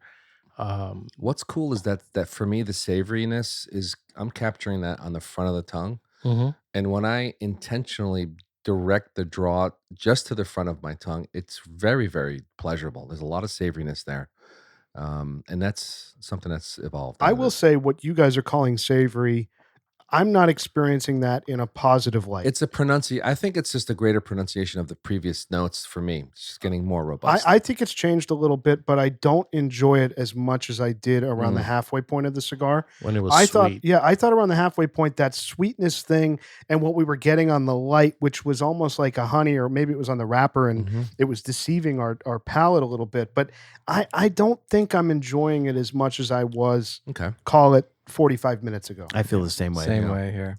Because the savoriness is not the kind of savory I'm looking for. It's You're not. in It's a not New a World steak. You're not getting any. Yes. It's You're not yes. getting any sweetness at all now. I'm not getting a ton of sweetness. Even Not in the much. retro, really? No. I actually never got sweetness. Wow. on Oh, mine. wow. Yeah.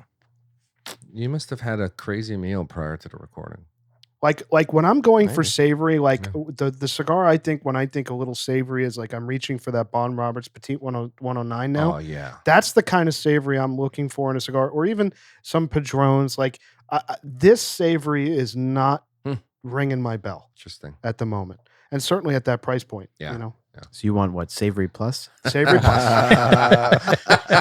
Nice. Nice. We're hitting all the points tonight. So, boys, a little bit of negative news we have to talk about tonight. I don't know if you guys saw this.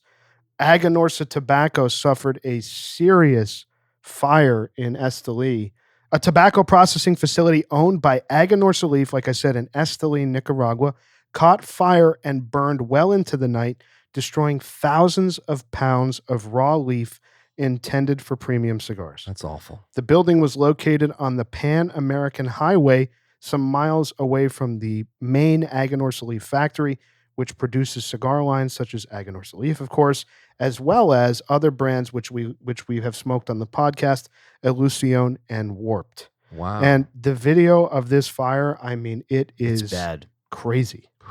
It's crazy. And, you know, it's like we've talked about tobacco fires before at some of these facilities. I mean, I think all of the major manufacturers have experienced fire at some point. I mean, Multiple fires. multiple fires. Like it's just it like hits me in the heart when I see a premium manufacturer dealing with this That's and awful. losing that kind of product. Just awful. I mean, I'm sure, these factories are insured, but you can't replace all that tobacco. Nope. You know, I mean, Your production's severely you don't know how affected much of at the the point, aged tobacco they lost, but luckily they have other curing barns, I guess, or processing facilities, so that's not going to affect production according to them. Yeah, you're definitely not going to replace any Medio Tiempo, and I say that because No. Warped actually is one of like the few, if not only, New World brands that has it's a version of the Maestro del Tiempo that we reviewed. That's exactly right. That has Medio Tiempo in it. And for Which the is listener out there, the it's reason why unique. that's an important leaf, as we discussed it on the podcast, is in Cuba, and Cuban tobacco, when we talk about Cuban cigars, specifically Cohiba's Bejique line, sure. that is what separates Bejique from the rest, according to Habanos and Tabacuba, is it's the only cigars coming out of Cuba that include Medio Tiempo, which is a leaf that I think is only grown on 30% of the plants or something. Less than that, I That is think. at the top of the Yep. at the plant. So it's not in a lot of cigars, and like Senator said, Yeah. it's not in many New World cigars. That's for sure. So what it says here, I found this interesting. Obviously, we know that the blaze was terrible, but they say even if the blaze could have been contained, smoke from these flames and the water from the firefighters would have totally damaged and destroyed the tobacco inside anyway. Sure. So once that fire got going, there was really no saving anything in there. The facility that was destroyed is called a pre-industria. The facility that burned down is used for sorting, fermenting, and aging raw barn-cured tobacco. While the loss, they say, is certainly significant, Aganorsa is saying that the other tobacco processing facilities in Nicaragua will guarantee that its operations continue smoothly. Terrence Riley of Aganorsa Leaf said, quote, yesterday, one of our pre-industrias caught fire. No one was hurt, which that's the best part of all of this. Sure. Nobody was hurt, so that's wonderful. Although this is a great loss, we are fortunate to have other facilities with plenty of tobacco to minimize the impact on our operations. So that is terribly unfortunate. And I just hate seeing any time that a premium cigar manufacturer has a fire. It's tough. So at least they're not going to be stunted by this. I'm sure it's going to create some sort of impact, but hopefully they have enough to manufacture what they need to. So boys, we are coming to the end of our evening tonight on the Opus X. I'm sad to hear it. Viento de Amor. Ditto. And the Correct. 2 tequilas from Unos Dos Tres Tequila out of Mexico. I am really, really happy with how both tequilas have performed alongside this. And I'm feeling now in the last third that the tequilas have been the star of the show. I don't know. I find this cigar to still be really enjoyable. For me, it's delicious. I'm about 1.5 inches from the bottom so far. I think this cigar for me was a very pleasant smoke throughout. I wouldn't say the tequila was the star of the show. I do second the or maybe third the thought that it got a little not as pleasant towards the back end. It's not as smooth. It's a little harsher, a little more ashy. I mean, I think it was an enjoyable experience all around, but I Agreed. do agree with Gizmo. I think the tequilas have shined a little bit brighter than the cigar. Yeah. No, the cigar has been exceptional, but the tequila itself, it really brought something back for me because, like I said, I haven't had this tequila in years, and I mean, I called out white chocolate on this thing, and it's Oh, yeah. it's been great, and Delicious. you know, to take a Blanco down with a hyper premium cigar like this, I think speaks volumes to the Mhm. quality of the tequila itself, and quite frankly, I've barely touched the añejo. Wow. Um, so you know, maybe right now I'm just kind of like on a Blanco on a purity kick. I love but both. Honestly, I yeah. really do. No, I like the añejo, but I love the Blanco. I love the Blanco. But you know what? In tasting the añejo, you still get that agave through and through. So it's you know, it's just the same agave notes, the same chocolate, the same pepper, citrus minerality, but with some oak present. So maybe the citrus dissipates a little bit, but it's very pleasant. It's delicious. Citrus. All right, boys, it's time to move into the formal liquor rating tonight on the Tequila Blanco from Unos Dos Tres. Bam Bam, you're up. Yeah, I can't speak as I mean I love this experience. I find myself going back and forth from the Blanco to the Añejo all night long. Each sip is a unique experience with the cigar. I'm giving both a 10. Wow. I really love the drinking experience tonight. I mean, they're just outstanding. They're delicious, very complimentary. I mean, there are a lot of cigars that would pair beautifully with this particular cigar. I would love a Ras with this guy, with the Añejo. That's a Ramon Iona Specially Ramon Iona Selected from Specially Cuba. Select, yeah. And I would do a Schwa Supreme with the Blanco El all Rey day del long. Mundo? All Yeah. day long, yeah. Excellent. 10. I like actually they gave both scores at once. That's a first on the podcast too. It is a first because I'm double fisting here. Like literally, I'm going back and forth between the Blanco and the Añejo. Excellent experience. It's a breach of protocol, but we'll allow it. Credit to you, Bam. True. Credit to you. Grinder, But you're up. Goda's not here to enforce the rules. He's going to be pissed when he hears this. Oh, I got hell to pay. He's gonna be like, not one fucking cube of ice, guys. So for me, I found like I think most of We the know peop- you're not a tequila guy. like most like most of the people in the room, I found the Blanco to be quite a notch above the Añejo. It was creamy. There were so many flavors in it. So smooth. The sweetness was there, and I don't think I've ever had that sweetness in a tequila that wasn't artificially enhanced. Yeah. No, So, you're not wrong. I'm giving the Blanco a 9. I'm giving the Añejo an 8. I found the Añejo to be very, very smooth. I actually found the nose of these tequilas were Outstanding. it's just so phenomenal. Like I could just sniff it and enjoy it. But the sweetness, there was more sweetness in the Blanco, and the Añejo it had a bit of a bite on the finish that wasn't too appealing to me and was a little unexpected for an Añejo. So that's why I'm giving it just a little below the Blanco. So a 9 and an 8 for me. All right, Senator.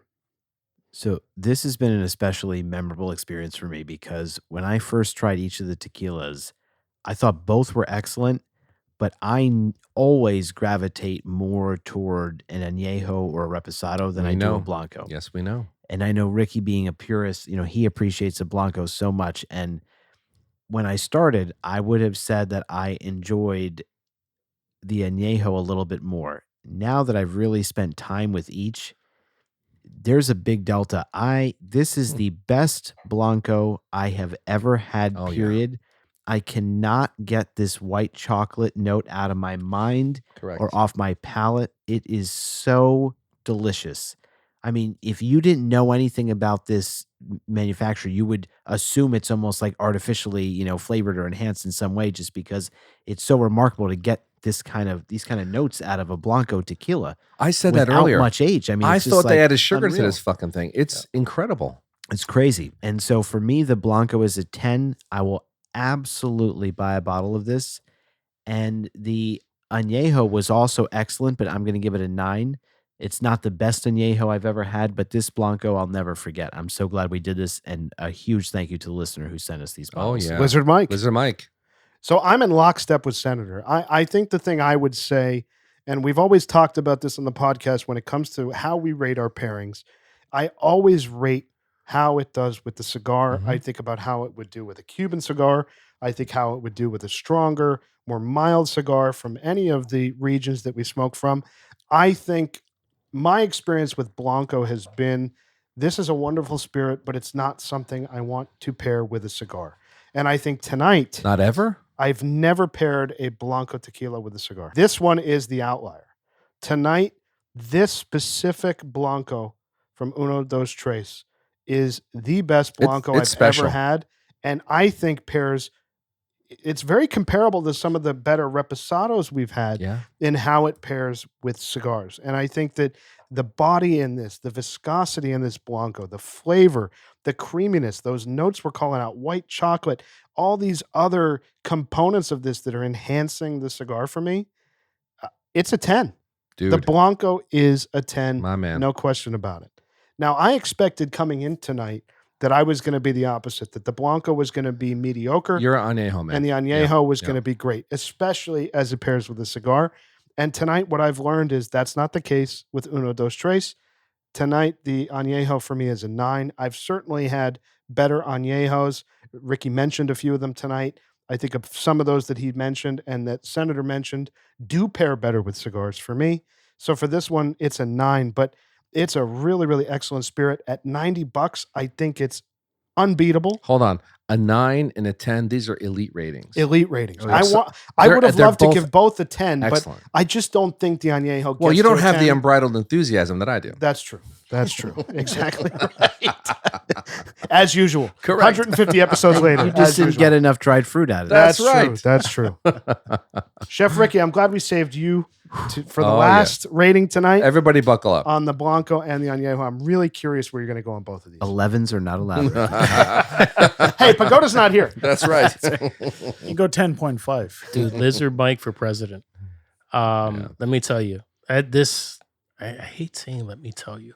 Every freaking episode that Guess I've heard who's myself on, famous I words? have Those heard. are That's Pagoda. Pagoda. Oh, are they? Let me tell you. Let me tell you. I had no I was idea. at Carnegie with Shahed. I was so You know what I have to say about that. Say it. Fuck Shahed. That's an inside joke for the listener. Correct. literally, I listen to these pods and I'm like, I have to stop saying "let me tell you," and it just comes out. And all this time, I never realized Pagoda was saying it also. Try, oh my lord. He's the original. My lord! My lord. Oh my lord. Motherfucker. Motherfucker. No, this Blanco is exceptional. It is exceptional. It is, you know, I'm borderline speechless. This is the thing with the Blanco versus the Añejo. All right, my scores. I'm gonna give the Añejo a 9. I want to give it an 8, but the Blanco is so fucking good, and I know that Añejo came from the Blanco. I can't do it. I'm giving the Blanco a 10. All right, this is by far one of the most delicious, or the most delicious Blanco I've had in a long time. The viscosity, the butteriness, the creaminess, the chocolate, you know, the there's even some caramel, some slight vanilla here. And it's delivered so beautifully, right? Because you hear these flavor notes, and if you understand additive versus additive free tequilas, you'd understand how in some additive laden blancos, you'll get these notes, but they don't come across as pure and clean. They don't come across as creamy and viscous. They come across as like these soulless contributors to whatever you're experiencing, and it's almost nauseating. The Blanco here delivers it in a way Especially where the next morning. yeah, exactly. Well said. The Blanco here delivers it in a way where it's dare I say good for you, right? Like when we had the mezcal episode and we talked about how we felt like, you know, this was almost, you feel like it's like what you're drinking is good for you. And that's the feeling I'm getting from the Blanco. I've now refilled the Blanco 2 times. The Añejo I'm yet to finish. And again, it's not because the Añejo is not great. It's just that the Blanco is that much better for me. And even regardless of the pairing, I would have still given the Blanco a 10. The cigar is going phenomenally with it. But this Blanco it's amazing. I mean, we didn't even talk about the bottle. It's a beautiful hand-blown bottle. There's great details. Those labels are printed with like soy ink, and they're vibrant, and it's a gorgeous product all around from start to finish. Kudos to the master distiller. 4,200 feet. I'm gonna find every fucking tequila that they just plant their agaves at 4,200. You're an altitude feet. guy now. Yeah. That is, I mean, that's exceptional. Go out of your way to find this, get it, taste it, experience it, smoke it, drink it with, smoke it too, but drink it with whatever you're smoking. Hey, pour it on your cigar like Arnold. We may need to do We may need to try it now with the pour, uno dos tres over the cigar. But yeah, no, this is it was I can't believe somebody like brought a tequila on that I didn't, that I fell in love with all over again. It's fantastic. It's huge. It's fucking Huge. mind blowing. Yeah, no, People helping people. MVP Lizard Mike, you're a fucking genius. Absolutely. I love Lizard Mike. He's a great guy. So, boys, that puts the formal liquor ratings on the Tequila Blanco and the Tequila Añejo at a 9.8 and a 9, respectively. So Excellent. that's a 9.8 for the Blanco Excellent. and a flat 9.0 for the Añejo, which are perfect scores, I think, for both spirits tonight. I'm sorry, guys. You can blame You me. screwed That's up the not a 10. Añejo. You screwed up the. Actually, I think a 90 is a perfect score for the way the Añejo performed tonight. I think the formal liquor rating never lies. Well, I want to touch on Tequila Matchmaker because I did look at some of the ratings, and I believe Actually, I have them. I have both of them. So the just to answer what is the Blanco rated higher than the Añejo? no, the Añejo is rated higher. So the community These guys have no idea what the fuck they're Nonsense. the talking community about. rates the Blanco in 83 and the Añejo in 85 respectively, and the panel who work for Tequila Matchmaker rate both at an 82. They're fired. Yeah, no, I'm sorry. I'm This sorry. Blanco, That's this awful. Blanco is much higher than that. I've had I a lot agreed. of Blanco tequila, and I go out of my way to just not only drink Blancos, but to drink Blancos before anything else, before I even dive into any other expressions of that maker. And this Blanco is exceptional. A ton of firsts tonight. That is probably the first time that we've looked at a publication panel and rated significantly higher as opposed to what we do with cigars most of the time is we find out a cigar is rated a 98, 99, and then we rate it a 7.6. Right. You know, that's another first tonight where both of these tequilas outperforming both the community and the panel at Tequila Matchmaker. Well, those guys make it easy because they give you a community and a panel rating, right? So I tend to lean on the community rating because I always think the panel rating is somewhat influenced. But, you know, I think they both have it wrong. All right, boys, it's time to move now into the formal lizard rating tonight on the Opus X 2020 Viento d'Amor. Rooster, you're up. Here we go. So I'm just glad that this is not going to be on Splitwise, first of all. For reimbursement. But I mean, How do you know it's- that? Don't hold your breath. I'm hoping, I'm praying.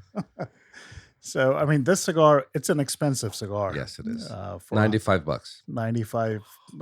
I mean, it's a beautiful presentation. The box Thank you, is- Bam. Thank you, Of Ben. course. Thank you, Of man. course. Yeah. Of course. It's a stunning presentation. I mean, it is an Opus X. It's an Opus X Dubai. We waited a long time to smoke this cigar. Did we? I thought tonight was the first time we ever mentioned it.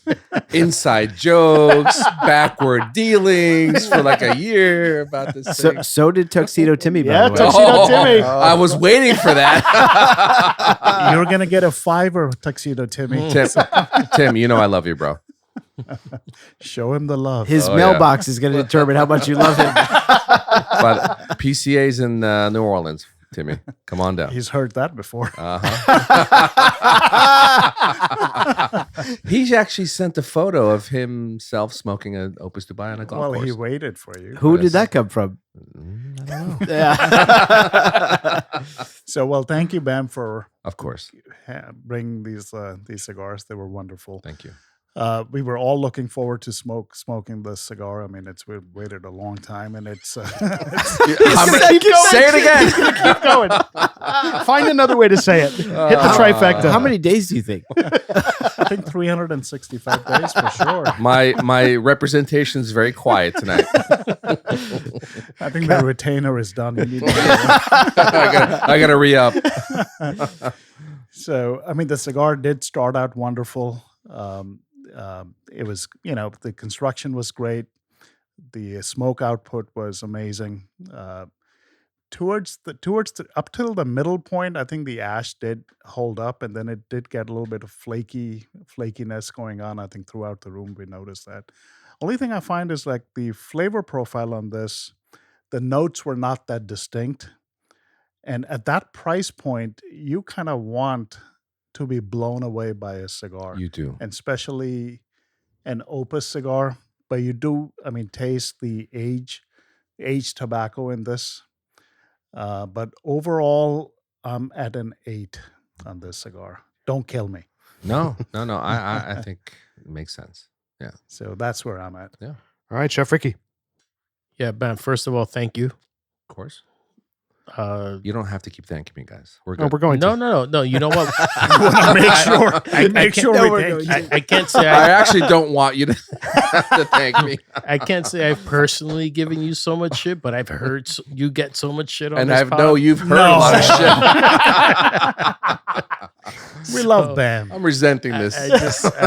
I want to say thank you. I've been a recipient of your generosity quite a bit, and it always catches everyone by surprise.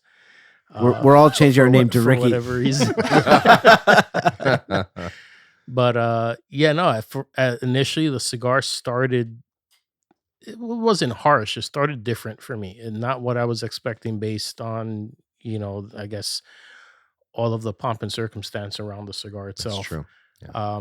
But right at that middle point, it was a wonderful experience. And a part of me was like, okay, is this because I know sometimes you talk about how the pairing can make the cigar better, but now I'm in the final third of the cigar, and the tequila is not improving what I'm getting on the stick.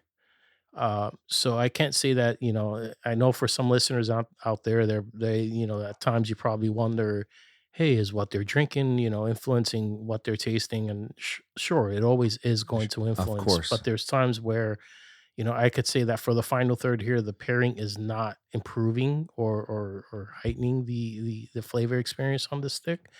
It's not unpleasant, but it's not as great as it was Mhm. at the second third. Yeah. It is getting a little ashy, as Grinder said, and savory at the same time. But again, it's not unpleasant and it's not uncommon for this to happen in the final third of a cigar. But based on the price point and everything surrounding this cigar and how many times I've heard it on the pod and and all the shit you got for it. No. It's like pagodas here. You don't say. This is what it takes, Ricky.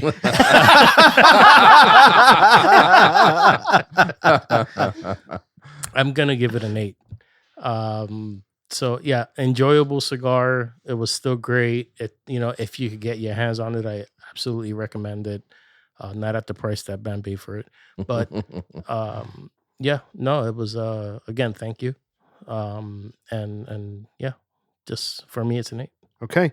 I'm also at an 8. I think if the cigar kept up into the last third, what I was getting through most of the first half into the end of the second third, I would have absolutely given it a 9. I think that last third for me dipped to a 7. I just did not enjoy the last piece of the cigar. I thought it smoked fast. I thought for the size of the cigar, Surprisingly it fast. actually smoked Yeah. faster. I remember than what I remember even a few weeks ago from the Roma Craft, the Volstead and Temperance VO, whatever it was, for a $10 cigar. I think we actually got more smoke time out of it, which was a smaller cigar than this in both ring gauge and length. So that has to factor in. I think the price is terribly That's outrageous. high Oh yeah. at almost $100 for this Ugh. experience tonight. That's like Habanos level stuff, and I just don't think it even touches the value that price would demand of a cigar like this. Correct. I think it lacked in some complexity. I think, like Rooster said, some of those notes were muted. They were timid. They were quiet. And while I enjoyed a lot of the cigar, it just doesn't align with the value that price should command. And I'm disappointed to say it's an 8.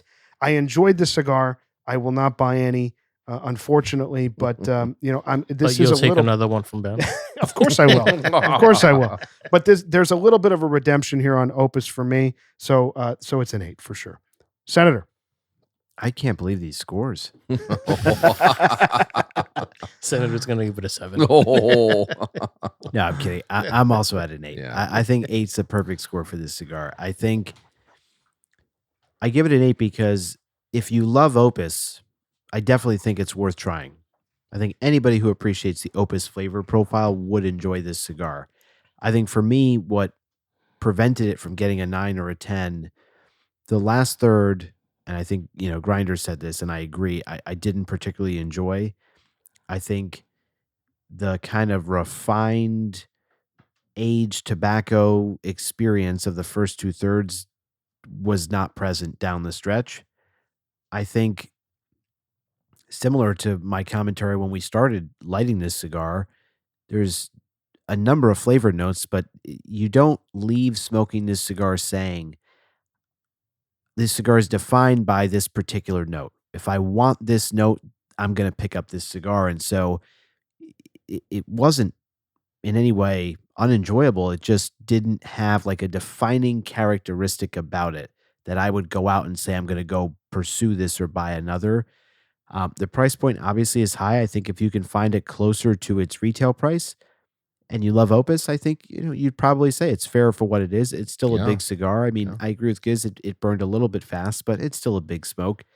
And the most frustrating part, honestly, for me is just at this price point, and it's an Opus, I should not be cleaning myself We're for half constant, of the yeah. smoking So we're grooming experience. ourselves constantly. Yeah. I mean, it After the honestly second, was third. aggravating. Like Yeah, I got to the point where I was leaning over. I was just- honestly wondering what you were doing. Yeah, I swear. just I'm like, is he keeping going the to get up? cigar. What's Yeah, happening? just keeping the cigar away from my clothes because I'm just tired of having to clean up. So Are you having back problems tonight or what? It's just ridiculous. I don't have to do that with a $10 cigar. There's no reason I should do that with a $40 to $90 cigar. So Correct. that really detracted from my smoking experience. But all that considered, it's not a bad cigar. It's a mild recommend. I just personally wouldn't go out and pursue it at this price point or with some of the issues that I described. All right, Grinder. I'm also at an 8. Mm. I really enjoyed the cigar. It had very classic Opus flavor profile, which I really do enjoy. I didn't really catch any transitions except for the last third when it got a little, like I said, a little harsher. And the flavors that I enjoyed so much were kind of obliterated. And I really hate to beat a dead horse, but the ash situation and the wrapper for me, which exploded, was really bad. It's fucking annoying. So that is an 8. Okay. Bam Bam. Yeah, I've been at an 8 from the beginning. I've had this before. I was always at an 8. I think it's a good score for this I particular thought cigar. Bam Bam was going to give it a 10. No, because of the price, really. So the big complaint about Opus is every cigar that they put out in the Opus line is very expensive. Is it worth the money? For people that, Senator, I think you put it perfectly. If you're an Opus fan, I think you'll enjoy this cigar. I happen to love the flavor notes that I got in this cigar. I loved it all the way down to about a half an inch. But the price, it's not something that, I bought the box, but I don't think I'll ever do that again. So I think an 8 is a very fair score. Can I ask you a question? Yeah. A box purchase it's an investment. It's a big commitment. Yeah. What led you to immediately go for the box and not like just a few singles? Well, I couldn't get singles anywhere. And I was with a bunch of guys playing Espionage. And the owner of Bingo, by the way, is hit hard tonight. Everybody won bingo out is there tonight. Espionage on the bingo? Oh, yeah. Oh, okay. So I was playing Espionage and I was with the other club owner. He wanted to buy a box. So I was sitting there and it was an opportunity. Sure, I'll take a box. No problem. I will smoke this again because I have the box, but the price it's tough to kind of swallow. Yeah. But an 8 is a pretty respectable score for the cigar. 8. All right, boys, that puts the formal lizard rating tonight on the Opus X 2020. Can you pull out the calculator, please? Viento d'Amor puts that rating at an 8.0, which I actually think is a very appropriate score for the cigar and the experience tonight. And I'm surprised because we're not Opus fans. I thought it would score a little bit lower, but that's a pretty respectable score. Is that the highest rated Opus? Oh, yeah. So the only Tequila brings out the best in us. Even in Chef, that's drink more tequila than anybody in this room. So I'm not going to run through all the other Arturo Fuentes we've done. The list is too long. No. We'll specifically focus tonight on the only other Opus X we've done, which is the Perfection 888 we did on episode 31, which scored a 6.6.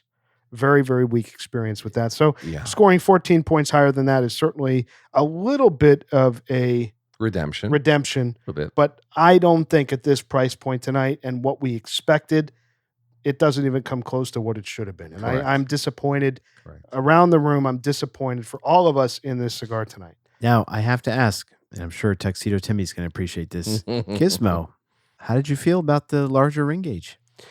It was fine. I actually enjoyed the Roma Craft we did a couple weeks ago way more than this. We're going to be doing the Rocky Patel 6060, which is a 60 ring gauge cigar. Hold on. What did you give the Roma Craft? It was high. I think it was a 9. 9. Okay. Yeah, I think it was a 9 on that right. cigar. I really enjoyed that cigar. That's a good cigar. Would you say that there's some merit to a larger ring gauge? I will say there is. I certainly still am pulling more thin ring gauge cigars. I like the line of questioning. I'm just saying the smoke output when you have a large ring gauge cigar. He it's ain't just wrong. So enjoyable. Like when you just want to immerse yourself in a cigar and smoke, like there's nothing better than He's that. not wrong. I think we should go back to the Lanceros. He's not wrong. Oh boy. All right, so we have a lot of people to thank tonight. This is episode 150. Oh, We have to thank some folks. I'm going to be eating dried fruit and cashew tonight. Lizard Luigi. Luigi, I love you for Bringing that. the dried fruit platter Very for Bam generous, tonight. incredible gift. Thank you Very- so much. Could I just say I'm gonna make it my mission, right? Because being an agave drinker, from Mezcal, Raicilla, to Sotol, to tequila, Oh boy.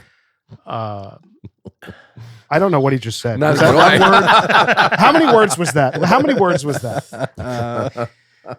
there is, there's always such a focus on additive free, which there should be. But I wonder, because I can't get over that initial flavor from the beginning, and sometimes listening to that Liga 9 episode and talking about the spray and just this isn't the first time I was caught off guard by a sweet note that felt like it was artificially implanted. Wait, spray or spritzing? No, not spritzing. Okay. Well, yeah, who knows? But yeah, I'm gonna make it my mission to look into this. I want to see if, number one, anyone admits to it. Number two, if it's a common practice for some manufacturers. But I'm really curious about it. I don't know that we really dive into, well, at least on the agave front, we dive into any additives and things like that. I don't know that it's spoken about as much or as faux pas. If it's as faux pas in whiskeys or whatnot. But I really want to dive into on the cigar front and see if anybody is admitting to doing these things, and if it's if it imparts as much of a negative impact on some cigars. It's a great question because I'd love to have Saka back on and talk about this. Oh, I mean, yeah. I feel That's like a good he's question for him. as much of an open book in the industry as there is. He is. Giz, I I'd be think you got to curious. get on that. Let's do a second interview with him. I think this is a great deep dive. It's, for me, a negative. I agree. If that occurs more often than not. I didn't experience it on this cigar like you did. But on a Liga 9, possibly. Do you remember the cigar I gave you at my house the one time? The special, it wasn't a special art. It was Series R. Something happened like 3 or 4 years ago where they changed the blend in some way, and I think it may have been done with new ownership or something for the brand. But they definitely put something on the cap. There's something for sure on Yeah. that cigar. So I- I bought some from a place that won't North be named. Korea. This is From North Korea. long time ago. And I could swear I gave Rooster one, and I was saying how this is like as chocolatey a cigar as I've ever had in my life. And I had the first one at Grinder's place, and then I bought some from that shop. And I could swear I gave Rooster one, and you were like, "This is ridiculous!" Like the amount of chocolate, like it's almost unnatural. Like I don't know how you literally feel like you're just eating chocolate. So you're questioning, how does the tobacco produce that flavor Yeah, profile? to Yeah. that extent, Yeah. it was Are so you talking extreme. about the Series R? R, Yeah, yes. yeah, Like it's the a original thick- 54 ring gauge. Number It's 7. actually it's the original. It's like one of the first super big ring gauges the number that came 7. to market back Yeah. years ago. And it's a really good stick. I love that stick, but something changed. And the boxes since I got one box, actually the one with you. I'm like, that's when it was like something was way off, and you and I both immediately noticed it. It was a new box that I'd opened, and it just the blend was kind of still there, but I think it detracted from the experience because all you got was this rush of glucose like in your mouth. Literally, it's just like Yeah. It sounds like we have now opened our first official lizard investigation. I agree. I don't know that it's the first, but we've definitely opened an investigation. I'm not counting the Bam Bam Yeah. investigations. All right. I think we need one of those Law and Order clips. Yes. Dun, dun, dun. Yeah. All right, boys, we have a lot of folks to thank tonight before we wrap up. Of course, first, even though he's uncomfortable, Bam, thanks for bringing in the Opus Dubai tonight. Of course. All Yes, ball thank you, man. busting aside, Of we really course. appreciate it. Of It's an course. expensive cigar. Yeah. It's a hard cigar to find, so that was a great cigar to do Sure. for our episode 150. We have to thank and congratulate both of our Lizards of the Week. Lizard Mike, of course, for sending these 2 wonderful tequilas to us. Incredible tequila, Mike. Thank you. As you said, Incredible. I want to know what else Lizard Mike is drinking. Yeah, because that's a this- great yeah, question. Yeah, this Uno, Dos, y Tres was a phenomenal call out. He had no idea. We had no idea what we were smoking. So the fact that it went as well as it did today, and a Blanco of all things, Yeah. Excellent. And of course, to Lizard Keith as well, prompting us with that great question about discerning Yeah. tasting notes and developing palates. Love to hear from listeners, of course. Congratulations to both of them. They're going to win some stuff from us. Anybody out there in our listening audience, we're 150 episodes in now. Send us an email. Send us a great comment. Send something to us. Every week, someone is going to win Lizard of the Week and is going to win some stuff from us. So please contribute to the show. Lizard Luigi, thank you for the dry fruit. Thank you. Look at Bam embracing. I can't wait to snack on that tonight.